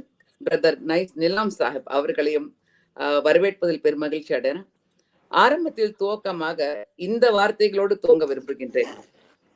1938 ஆண்டு ஜனவரி 28 சென்னை மாகாண சட்டப்பேரவையில் கேள்வி நேரத்துக்கு பின் பிரதம மந்திரி ஸ்ரீ ராஜகோபாலாச்சாரியார் ஒரு இரங்கல் தீர்மானத்தை கொண்டு வந்தார். அதை படித்து காட்ட விரும்புகின்றேன். இன்று காலை நவாப் சி அப்துல் ஹக்கீம் அவர்கள் இயற்கை எய்து விட்டார்கள். இந்த செய்தியை நான் மிக துன்ப உணர்வுடன் ஆழ்ந்த துயரத்துடன் இம்மன்றத்தின் கவனத்திற்கு கொண்டு வருகின்றேன். அப்பெருமானார் இம்மாநிலத்தில் உள்ள எல்லோருடையிலும், எல்லா வகுப்பினர் மத்தியிலும், மதத்துக்கு மத்தியிலும் மிக புகழ்பெற்று துவங்கியவர். அவரது வரையாது வழங்கும் வல்லன்மை பற்றியும், மனித நலம் பற்றியும், நாடும் மாண்பு பற்றியும் இம்மன்றத்துக்கு புதிதாக எடுத்து சொல்ல தேவையில்லை. அவர் தமது வயது முழுந்த 75வது வயதில் காலமானார். ஆனால் தொண்டு செய்ததற்கும் தம்மை சார்ந்துள்ளவர்களுக்கு மகிழ்வுற செய்வதற்கும் இனி வாய்ப்பில்லையே என்று எண்ணி வருந்தும் சான்றோருக்கு அவர் வாழ்வு ஒரு அழகிய பாடமாகும். நவாப் அவர்கள் தமது 40வது வயதில் சிறிய மூலதானத்துடன் தொழில் துவங்கினார். துவங்கிய சில ஆண்டுகளில் அவர் பல லட்சங்களை ஈட்டினார். அவற்றை உரிமையோடு நிதி கேட்டு நின்றபோது நிறுவனங்களுக்கு வாரி வழங்கினார். காலஞ்சென்ற சி அப்துல் ஹக்கீம் அவர்களின் இல்லத்தினருக்கு நாம் உளம் நெகிழ்ந்து தெரிவிக்கும் ஆழ்ந்த அனுதாபங்கள் அவை குறிப்பில் இடம்பெறுதல் வேண்டும். பொறுக்கொணா துயரத்தில் ஆழ்ந்திருக்கும் அக்குடும்பத்தாருக்கு இச்செய்தி அனுப்பப்படல் வேண்டும்.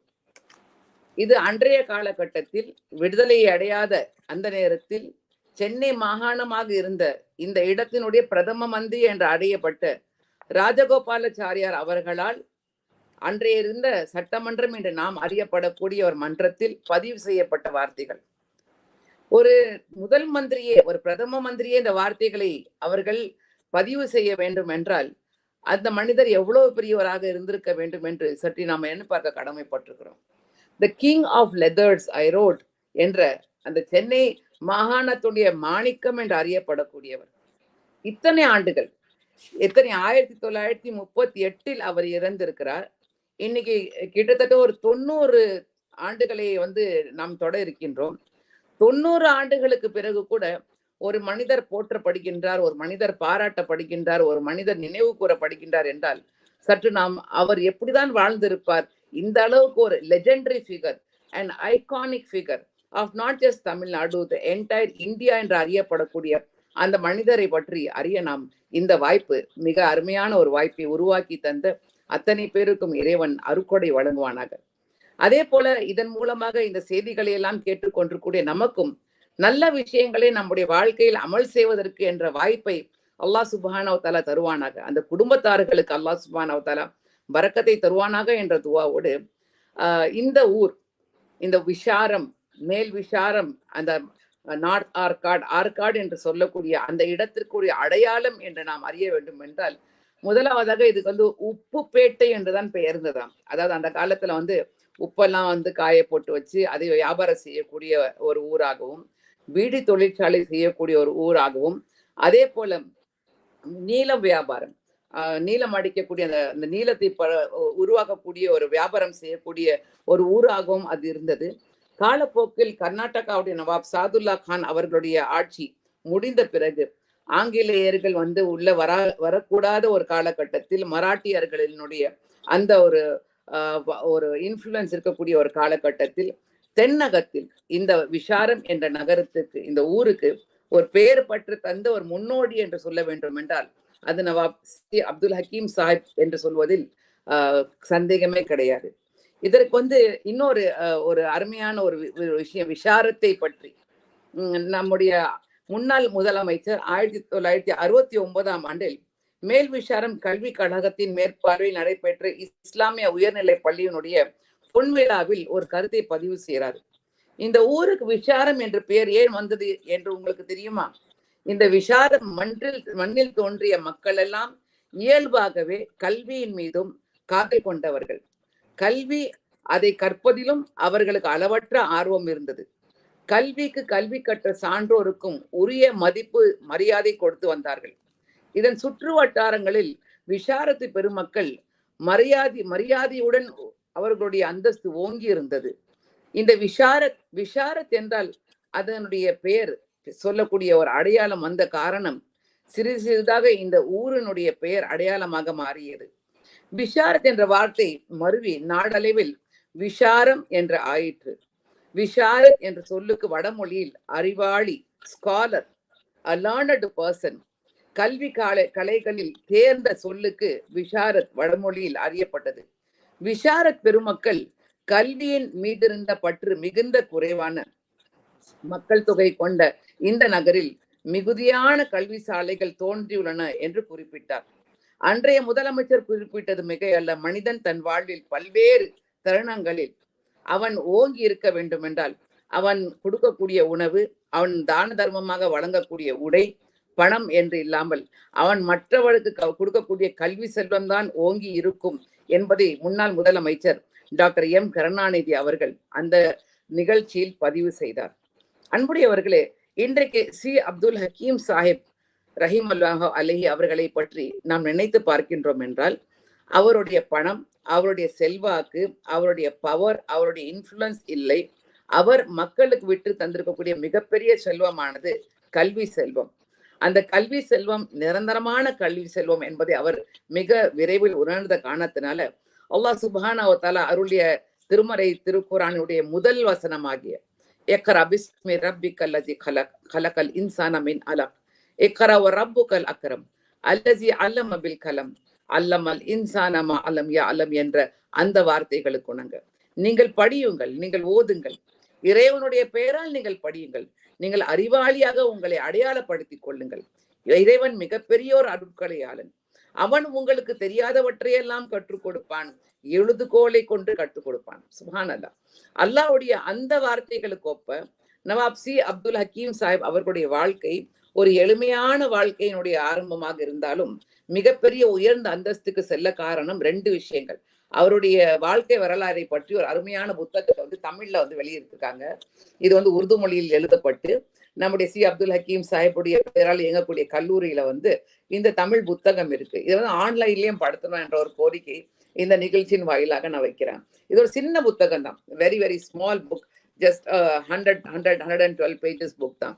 மிக அருமையாக வந்து அவருடைய வாழ்க்கையை அப்படியே கம்ப்ரைஸ் பண்ணி மிக சிறப்பாக இதுல பதிவு செஞ்சிருக்கிறாங்க.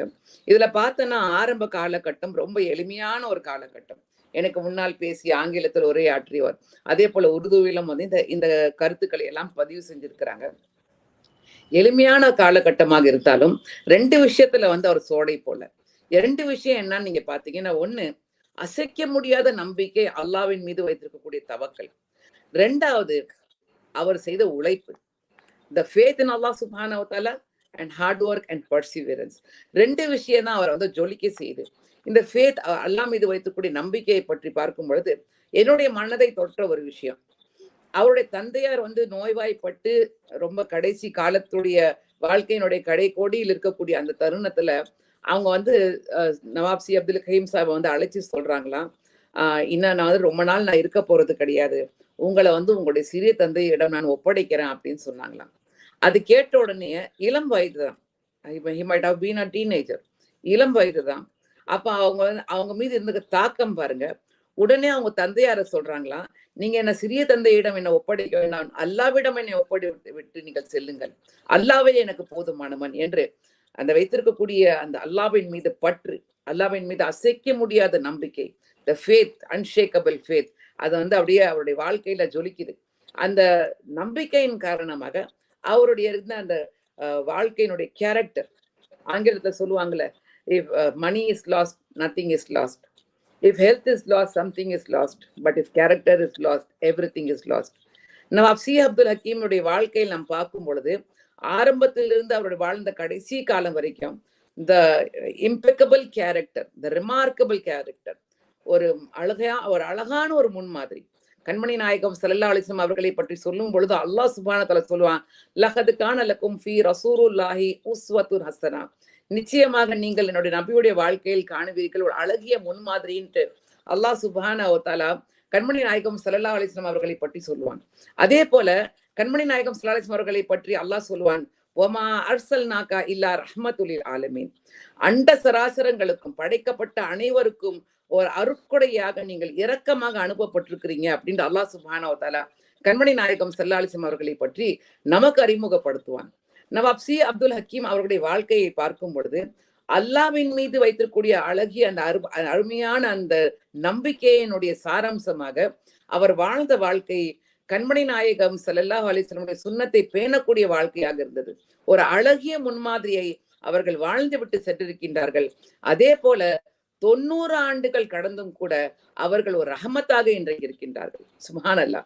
அந்த ரஹமத்துடைய மிக உச்சகட்ட ரஹமத் என்பது முதலாவதாக தன்னுடைய வாழ்க்கையை ஃபர்ஸ்ட் ஸ்டெபிலைசிங் ஹிம்செல்ஃப், தன்னை அவர் நிலைப்படுத்தி கொண்டார்.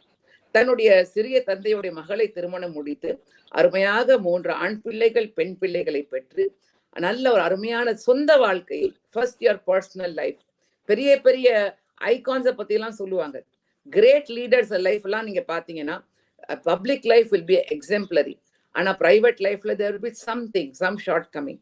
கண்மணி நாயகம் ஸல்லல்லாஹு அலைஹி வஸல்லம் அவர்களுக்கு Michael Hart the first rank கொடுக்கும் பொழுது, தி கிரேட் 100 என்று சொல்லக்கூடிய அந்த ஃபர்ஸ்ட் அந்த புத்தகத்துல ஃபர்ஸ்ட் ரேங்க் கொடுக்கும் பொழுது, he was the only man in history who was supremely successful in both public and private life.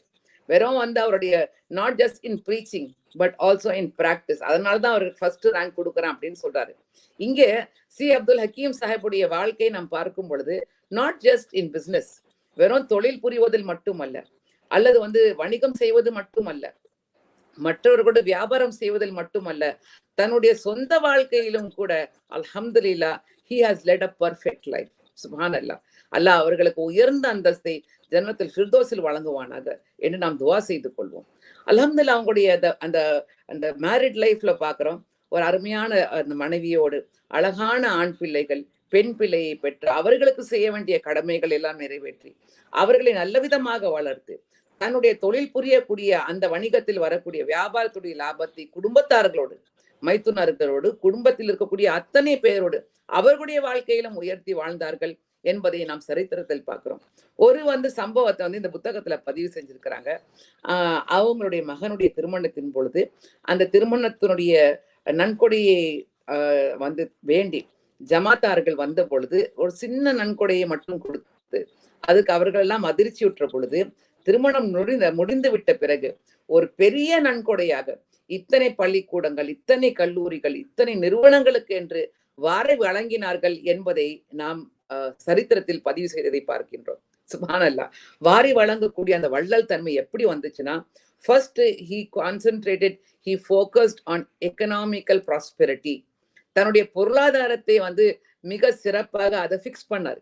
அதை ஃபிக்ஸ் பண்ணதுடைய காரணம் எப்படின்னா, உழைப்பு, the constant perseverance and hard work.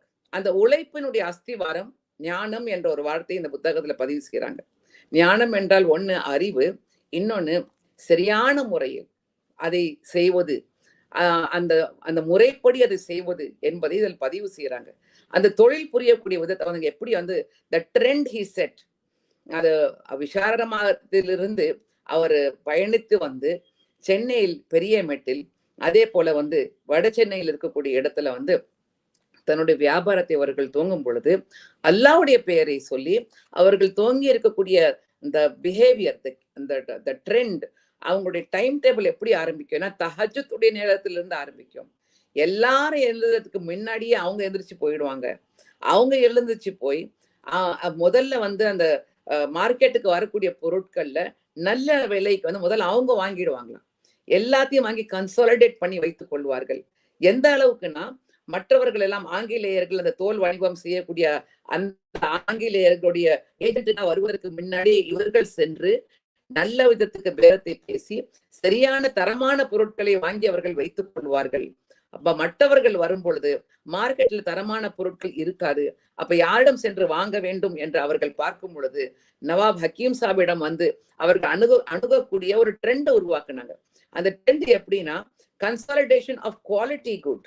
அந்த குவாலிட்டியை அவர்கள் மெயின்டைன் செஞ்சதுனால அவர்களுக்கும் ஆங்கிலேயர்களுக்கும் இருந்த அந்த தொழில் ஈடுபாடு என்பது, அந்த தொழில் கமிட்மெண்ட், அந்த தொழில் கனெக்ஷன் என்பது கடல்களெல்லாம் தாண்டி, ஐரோப்பாவை எல்லாம் தாண்டி இன்னும் மேற்கத்திய நாடுகளுக்கு செல்லக்கூடிய வாய்ப்பை அவர்கள் உண்டாக்கி கொண்டார்கள். அதற்கு பேஸ் ஃபவுண்டேஷன் தஹஜுத் நேரத்திலிருந்து அவர்களுடைய வணிகத்தை ஆரம்பித்து வைப்பது. ஆங்கிலத்தில் சொல்வார்கள், early to sleep and early to rise makes a man healthy, wealthy and wise. இன்றைய காலகட்டத்தில் மிக அரிதாக காணப்படக்கூடிய ஒண்ணு ஏர்லி டு பெட் என்பது. பெட்டுக்கு போனாலும் கூட நம்முடைய டிஜிட்டல் வேர்ல்டோடு கனெக்ஷன், தூக்கமில்லாத இன்றைய இளம் தலைமுறையை நாங்கள் பார்க்கின்றோம். இளம் தலைமுறையினர் நிறைய பேர் ஸ்டூடெண்ட்ஸ் இந்த காணொலியை பார்த்துக்கிட்டு இருக்கீங்க எங்களுக்கு சொன்னாங்க. பல இன்ஸ்டிடியூஷன்ஸ்ல ஸ்டூடெண்ட்ஸ் எல்லாம் இதை பார்த்துக்கிட்டு இருக்கீங்கன்னு சொன்னாங்க. சி அப்துல் ஹக்கீம் சாஹிப் மர்ஹூம் அவர்களுடைய பெயரால் உருவாக்கப்பட்ட அத்தனை நிறுவனங்களில் படிக்கக்கூடிய மாணவர்கள், மாணவியர்கள், நான் வைக்கக்கூடிய முதல் message to all of you. இந்த காணொலியை நீங்கள் பார்க்கும் பொழுது சி அப்துல் ஹக்கீம் சாஹிப் அவர்கள் இந்த உச்சத்துக்கு போன காரணம், முதல்ல அன்ஷேக்கபிள் ஃபெய்த் இன் அல்லாஹ் சுப்ஹானஹு வ தஆலா, second the impeccable character with his hard work, perseverance and hard work. இது ரெண்டு விஷயங்கள் நம் வாழ்க்கையில் ரொம்ப ஆரம்பத்திலேயே துவங்கிட்டோம்னா you can definitely reach great heights. அப்ப இவருடைய ப்ராஸ்பெரிட்டி, அந்த பொருளாதார ரீதியாக அவர்கள் ஈட்டிய பொருளை அல்ஹம்துலில்லாஹ் அதை எப்படி மல்டிப்ளை பண்ணணும் என்ற யுக்தி அவர்கள் தெரிந்து கொண்டார்கள். அந்த யுக்தி எப்படின்னா, ஒரு முறை ஆங்கிலேயர்கள் தரக்குறைவான ஒரு விஷயத்துல அவர்கள் ஈடுபட்டாங்க. ஒரு கன்சைன்மெண்ட்டை பத்தி அவர்கள் குறைவாகவோ அல்லது கொடுத்த கமிட்மெண்ட்டையோ அவர்கள் கீப் அப் செய்யல. அதை அவர்கள் நிறைவேற்றவில்லை. அந்த நிறைவேற்றவில்லை என்ற உடனேயே நவாப் ஹக்கீம் சாஹிப் அவர்கள் அந்த என்டையர் அக்ரிமெண்ட்டையும் அவர்கள் கொடுத்த அந்த ஆர்டரையும் அவர்கள் கேன்சல் செய்துவிட்டு, இனிமேல் உங்களோடு நாங்கள் தொழில் புரிய மாட்டோம் என்ற ஒரு ஸ்ட்ராங் ஒரு பிரின்சிபல்டு ஒரு ஸ்டாண்ட் எடுத்தாங்க. ஸ்டாண்ட் எடுத்த காரணத்தினால முழு அந்த லெதர் பிசினஸ்ல இருந்த அத்தனை ஐரோப்பியர்களும் மேற்கத்திய நாடுகளில் இருந்தவர்களும் அப்படியே தடுமாற்றம் அடைந்து இவர்களிடமிருந்து வந்து மன்னிப்பு கேட்டுவிட்டு எங்களோடு நீங்கள் தொழில் புரிய வேண்டும், நாங்கள் தெரியாமல் தவறை செய்து விட்டோம் என்று மன்னிப்பு கேட்டவுடன் அதற்கு பிறகு மறுபடியும் தொழில் செய்தார்கள் என்பதை இங்கே அந்த பதிவில் நாங்க பார்க்கிறோம். அப்ப இதுல முக்கியமானது என்ன, never compromise on your principles, stand strong on your principles. அது வந்து நவாப் ஹக்கீம் சாஹிபுடைய வாழ்க்கையில் பல இடங்கள்ல நாங்க பார்க்கிறோம். அதே போல அந்த பிரின்சிபல்ஸ் சொல்லும் பொழுது வணிகத்தில் மட்டுமல்ல, பணம் ஈட்டுவதில் மட்டுமல்ல, நாட்டு பற்றிலும் கூட அதை மிக அழகாக அவர்கள் வெளிக்காட்டினார்கள் என்பதை பார்க்கிறோம். when India was going through the freedom struggle, நாட்டுக்காக என்று தங்களை அர்ப்பணித்தார்கள் என்பதை இந்த புத்தகத்தில் நாங்கள் பார்க்கிறோம். குறிப்பாக நம்முடைய நாட்டினுடைய தந்தை என்று அறியப்படக்கூடிய மகாத்மா காந்தியோடு நெருங்கிய தொடர்புடையவர்களாக இருந்தார்கள். பலமுறை இந்த நாட்டினுடைய விடுதலைக்காக, போராட்டத்திற்காக என்று பொருளாதாரம் தேவைப்படும் பொழுது நவாப் ஹக்கீம் சாப் அவர்கள் வாரி வழங்கினார்கள் என்பதை பற்றி Mahatma Gandhi's warning and flashes in Harijan டவ் என்று சொல்லக்கூடிய புத்தகத்தை திரு எஸ் மகாதேவன் அவர்கள் எழுதியிருக்கின்றார்கள். அந்த புத்தகத்தில் நவாப் ஹக்கீம் சாஹிப் அவர்கள் வாரி வழங்கியதை, அந்த பொருளாதார உதவிகளை வழங்கியதை பதிவு செய்திருக்கின்றார்கள். இன்னொன்றையும் அவங்க பதிவு செய்யறாங்க. அவர்கள் இருக்கக்கூடிய அந்த உயர்ந்த அந்தஸ்துக்கு சர் என்ற அந்த பட்டத்தை அவர்களுக்கு கொடுத்திருக்கலாம். ஆனா ஆங்கிலேயர்கள் அவர்களை வெறுத்த காரணம் என்ன, இந்திய போராட்டத்துக்காக என்று அவர்கள் வாரி வழங்குறாங்க. நிறைய வந்து மகாத்மா காந்தியோட தொடர்பு வச்சிருக்கிறாங்க. ஏன்னா he was a Congress man, அரசியலிலும் ஈடுபாடு இருந்தது அவர்களுக்கு. அப்ப அவர்களுக்கு அந்த சர் பட்டம் கொடுக்காமல் த ஷெரீஃப் ஆஃப் சென்னை என்கிற அந்த பட்டத்தை அவர்களுக்கு வழங்கினாங்க என்பதை நாங்கள் பார்க்கிறோம். இப்படியாக என்று அவர்களுடைய வாழ்க்கையில் முதலில் பொருளாதார ரீதியாக அவர்கள் தங்களை நிலைப்படுத்தி விட்ட பிறகு தங்களுடைய ஊரை பார்க்கறாங்க. விஷாரம் என்று இருக்கக்கூடிய அந்த இடத்துல இளம் தலைமுறையினர்கள் கல்வி கற்க வேண்டும் என்பதற்காக ரோ ஆஃப் எஜுகேஷனல் இன்ஸ்டிடியூஷன்ஸ் இறைவனுடைய கிருபையால அவர்கள் போட்ட அந்த அஸ்திவாரம் இன்றைக்கு ஆலமரமாக every city, every town, every village around the place where Nawab Hakeem Saab பிறந்த இடத்துக்கு அந்த பூமிக்கா சுற்று வட்டாரத்துல இன்னைக்கு not only the icon for leather industry of India but also icon of educational industry of India, educational revolution of India. அன்றைய காலகட்டத்திலேயே பணம் ஈட்டுவது மட்டுமல்ல, அறிவை ஈட்ட வேண்டும், அறிவு இருந்தால் பணம் தானாக வரும் என்பதற்காக பல கல்வி நிறுவனங்களை நம்முடைய மர்ஹூம் சி அப்துல் ஹக்கீம் சாஹிப் அவர்கள் நிர்வகிக்கின்றார்கள். அதனால்தான் இன்னைக்கு எண்ணிலடங்கா இத்தனை கல்வி கூடங்கள் அவர்களுடைய பெயரால் இயங்கி வருது. ஒரு ஐகானிக் ஒரு மான்யூமெண்ட் அவங்களோடு ஒப்பிட்டு பார்ப்பதற்கு நிறைய ஐகானிக் மான்யூமெண்ட்ஸ் இருக்கு. ஆனா சென்னை மாநகரத்துக்கு சென்ட்ரல் ரயில் நிலையத்திலிருந்து இறங்கக்கூடியவர்கள், அங்க இருக்கக்கூடிய, இப்ப நான் மாநகராட்சி உறுப்பினராக இருக்கின்றேன், அல்ஹம்துலில்லாஹ் இறைவனுடைய கிருபையினால ஒவ்வொரு முறையும் அந்த ரிப்பன் பில்டிங்குள்ள நாங்க போகும் பொழுது diagonally opposite ribbon building and diagonally opposite the central railway station you will find a very beautiful monument. மிக அழகான தோற்றத்தோடு எவ்வளவோ வந்து எக்ஸ்பான்ஷன் நடந்திருக்கு, எவ்வளவோ கன்ஸ்ட்ரக்ஷன் நடந்திருக்கு, ரயில்வே லைன்ஸ் போட்டிருக்கிறாங்க. ஆனா அல்ஹம்துலில்லாஹ் இந்த பில்டிங்கை மட்டும் யாராலும் கை வைக்க முடியல. ஏன்னா he has safeguarded it with all the papers and documentation. ரெண்டு முக்கியமான விஷயம், not only a beautiful monument but also well safeguarded with the documentation and filing of the papers. அது ரொம்ப ரொம்ப முக்கியமான ஒரு விஷயம். அதனாலதான் என்ன எக்ஸ்பென்ஷன் நடந்தாலும், என்ன ரயில்வே லைன் போட்டாலும் அந்த பில்டிங் மேல யாராலும் கை வைக்க முடியல. அது அப்படியே சேஃப்கார்ட் ஆகி நிக்குது. அதை பாத்தீங்கன்னா அதனுடைய பேர் சித்திக் சராய். சுப்ஹானல்லாஹ், எவ்வளோ ஒரு பெரிய மனசோட அதை கட்டியிருக்கிறாங்கன்னா அதனுடைய ஹிஸ்டரிக்கு பின்னாடி நாங்க போகும் பொழுது அல்ஹம்துலில்லாஹ் சி அப்துல் ஹக்கீம் சாஹிபுடைய தந்தையார் மர்ஹூம் சித்திக் சாப் அவர்கள் இறப்பதற்கு முன்னால அவர்கள் வந்து சில்க் பிசினஸ்ல ஈடுபட்டிருந்தாங்களாம். மும்பை சென்று அவர் வரும் பொழுது உடல்நிலை சரியில்லாமல் அவர்கள் பெரியமேட்டில் தங்க நேரிட்ட பொழுது அங்கே இன்னைக்கு நாங்க பாக்குற அந்த இஸ்லாமோபோபியா என்று சொல்லக்கூடிய வார்த்தை, அந்த இஸ்லாமோபோபியா இன்னைக்கு நேரத்துல காலம் சென்று தொடர்ந்து இருந்திருக்கு. Islamophobia even before 100 years has existed. அந்த காலகட்டத்துல நம்ம சித்திக் சாஹிப் அவர்கள் பாக்குறாங்க முஸ்லிம் இளைஞர்களுக்கு அங்கே அவர்களுக்கு தங்க விடுதி இல்லை.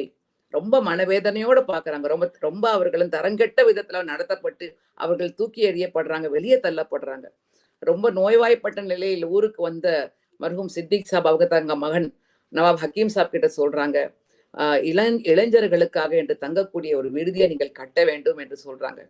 அல்ஹம்துலில்லாஹ் அவர்கள் பணம் ஈட்டிய பிறகு, பொருளாதாரத்தை ஈட்டிய பிறகு இந்த ஒரு ஸ்ட்ராட்டஜிக் லொகேஷன்ல நிலத்தை வாங்கி இந்த அழகிய மானுமெண்ட்டை கட்டி அதுக்கு தன்னுடைய தந்தையுடைய பெயர் சித்திக் சராய் என்று வைக்கிறாங்க.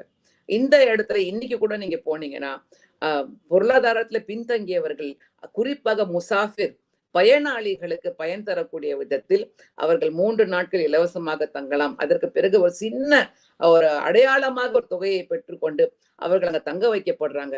அங்க பள்ளிவாசல் ஆண்களுக்கு பெண்களுக்கு என்று கட்டப்பட்டிருக்கு. இல்ல இறைவனுடைய கடையினால இன்னைக்கு வரைக்கும் அவங்க இன்னாமல் ஆமலு பின்னியாத் என்று சொல்லக்கூடிய கண்மணி நாயகம் ஸல்லல்லாஹு ஹதீஸுக்கு இணங்க ஒவ்வொரு காரியத்துக்கும் அஸ்திவாரமாக அமைவது அதனுடைய எண்ணங்களே. The foundation of all your deeds is your intention.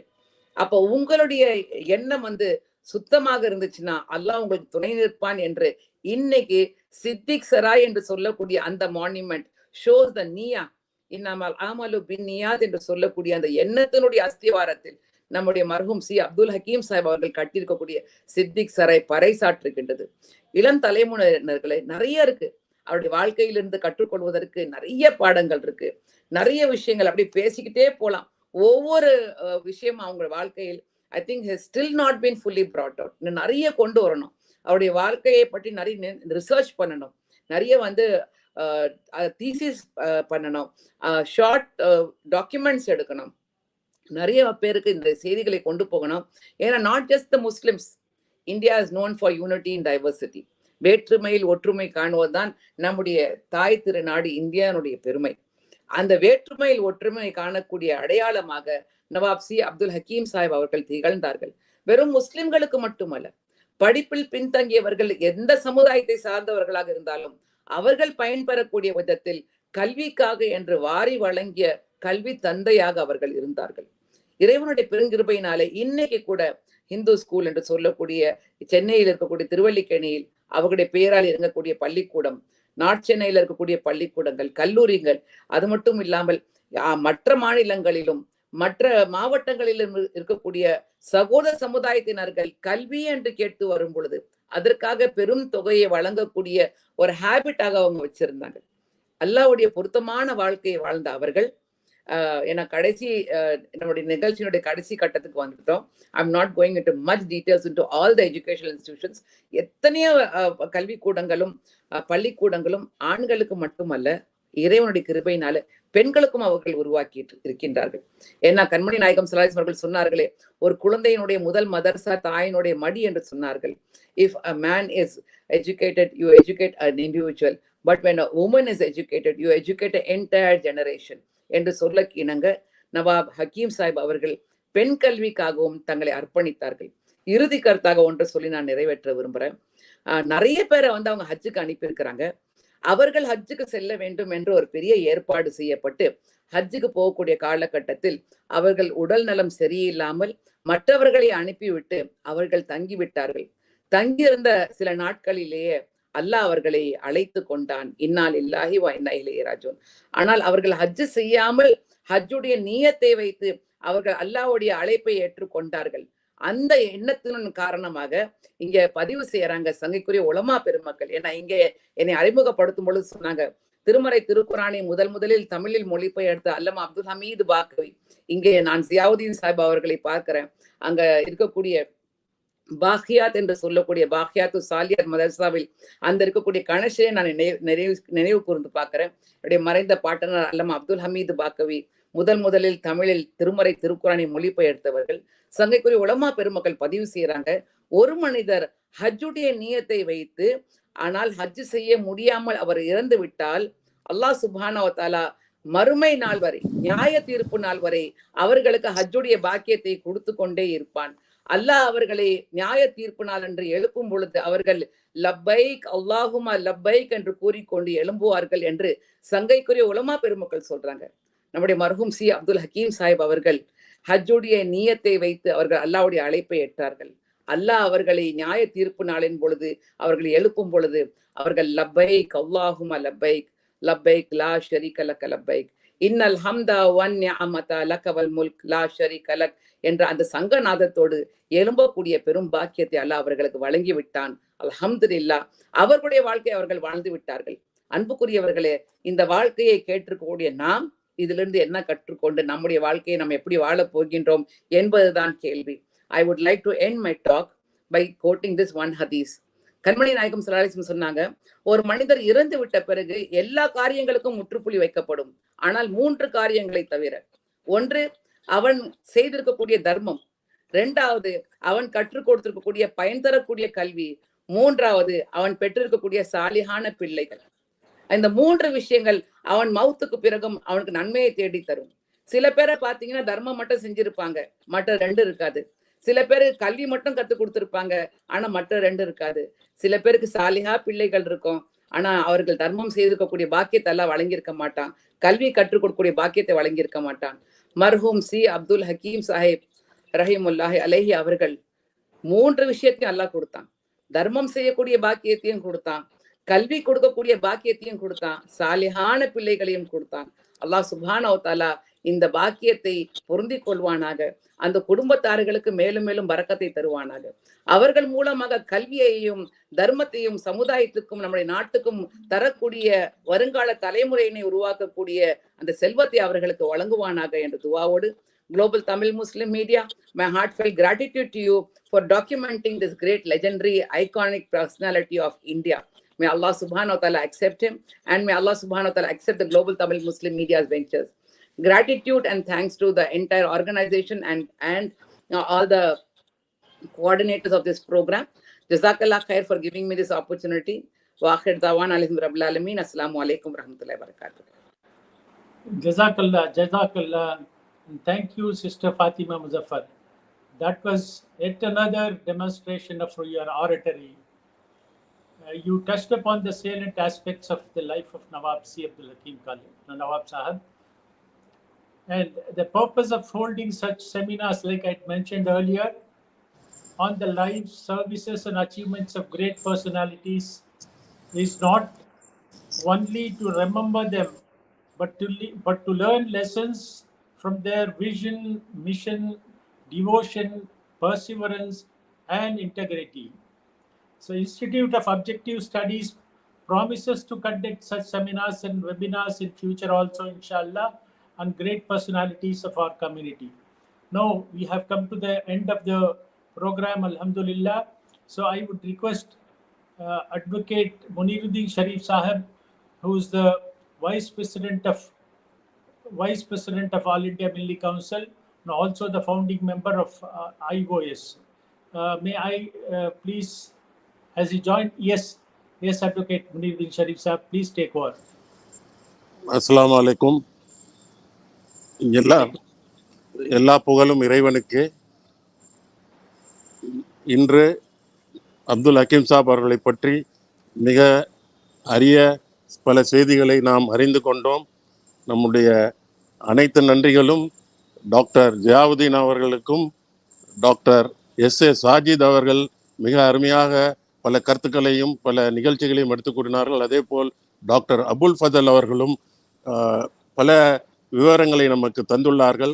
இறுதியாக ஃபாத்திமா முசஃபர் அவர்கள் மிக அழகாக தமிழில் அவர்கள் செய்த பல நல்ல காரியங்கள், கல்விக்காக உழைத்தது, அவர்கள் எப்படி கஷ்டப்பட்டார்கள், அதற்கு நாம் என்ன முன்னுதாரணம் நமக்கு அவருடைய வாழ்க்கையிலிருந்து கற்றுக்கொள்ள போகின்றோம், அது எவ்வாறு நாம் அதை வருங்காலத்தில் how we are going to follow his footsteps in future in education field and other field. That's what the Fatima Muzaffar has said. I also thank Dr. Mr. Janab Muhammad Hanif Saab for comparing this program, and also Ibn Saud for giving us introduction speech about IOS, Homeopath, and also how the research is done and how basic information about Abdul Hakim Saab. We have came to know so many information through this webinar.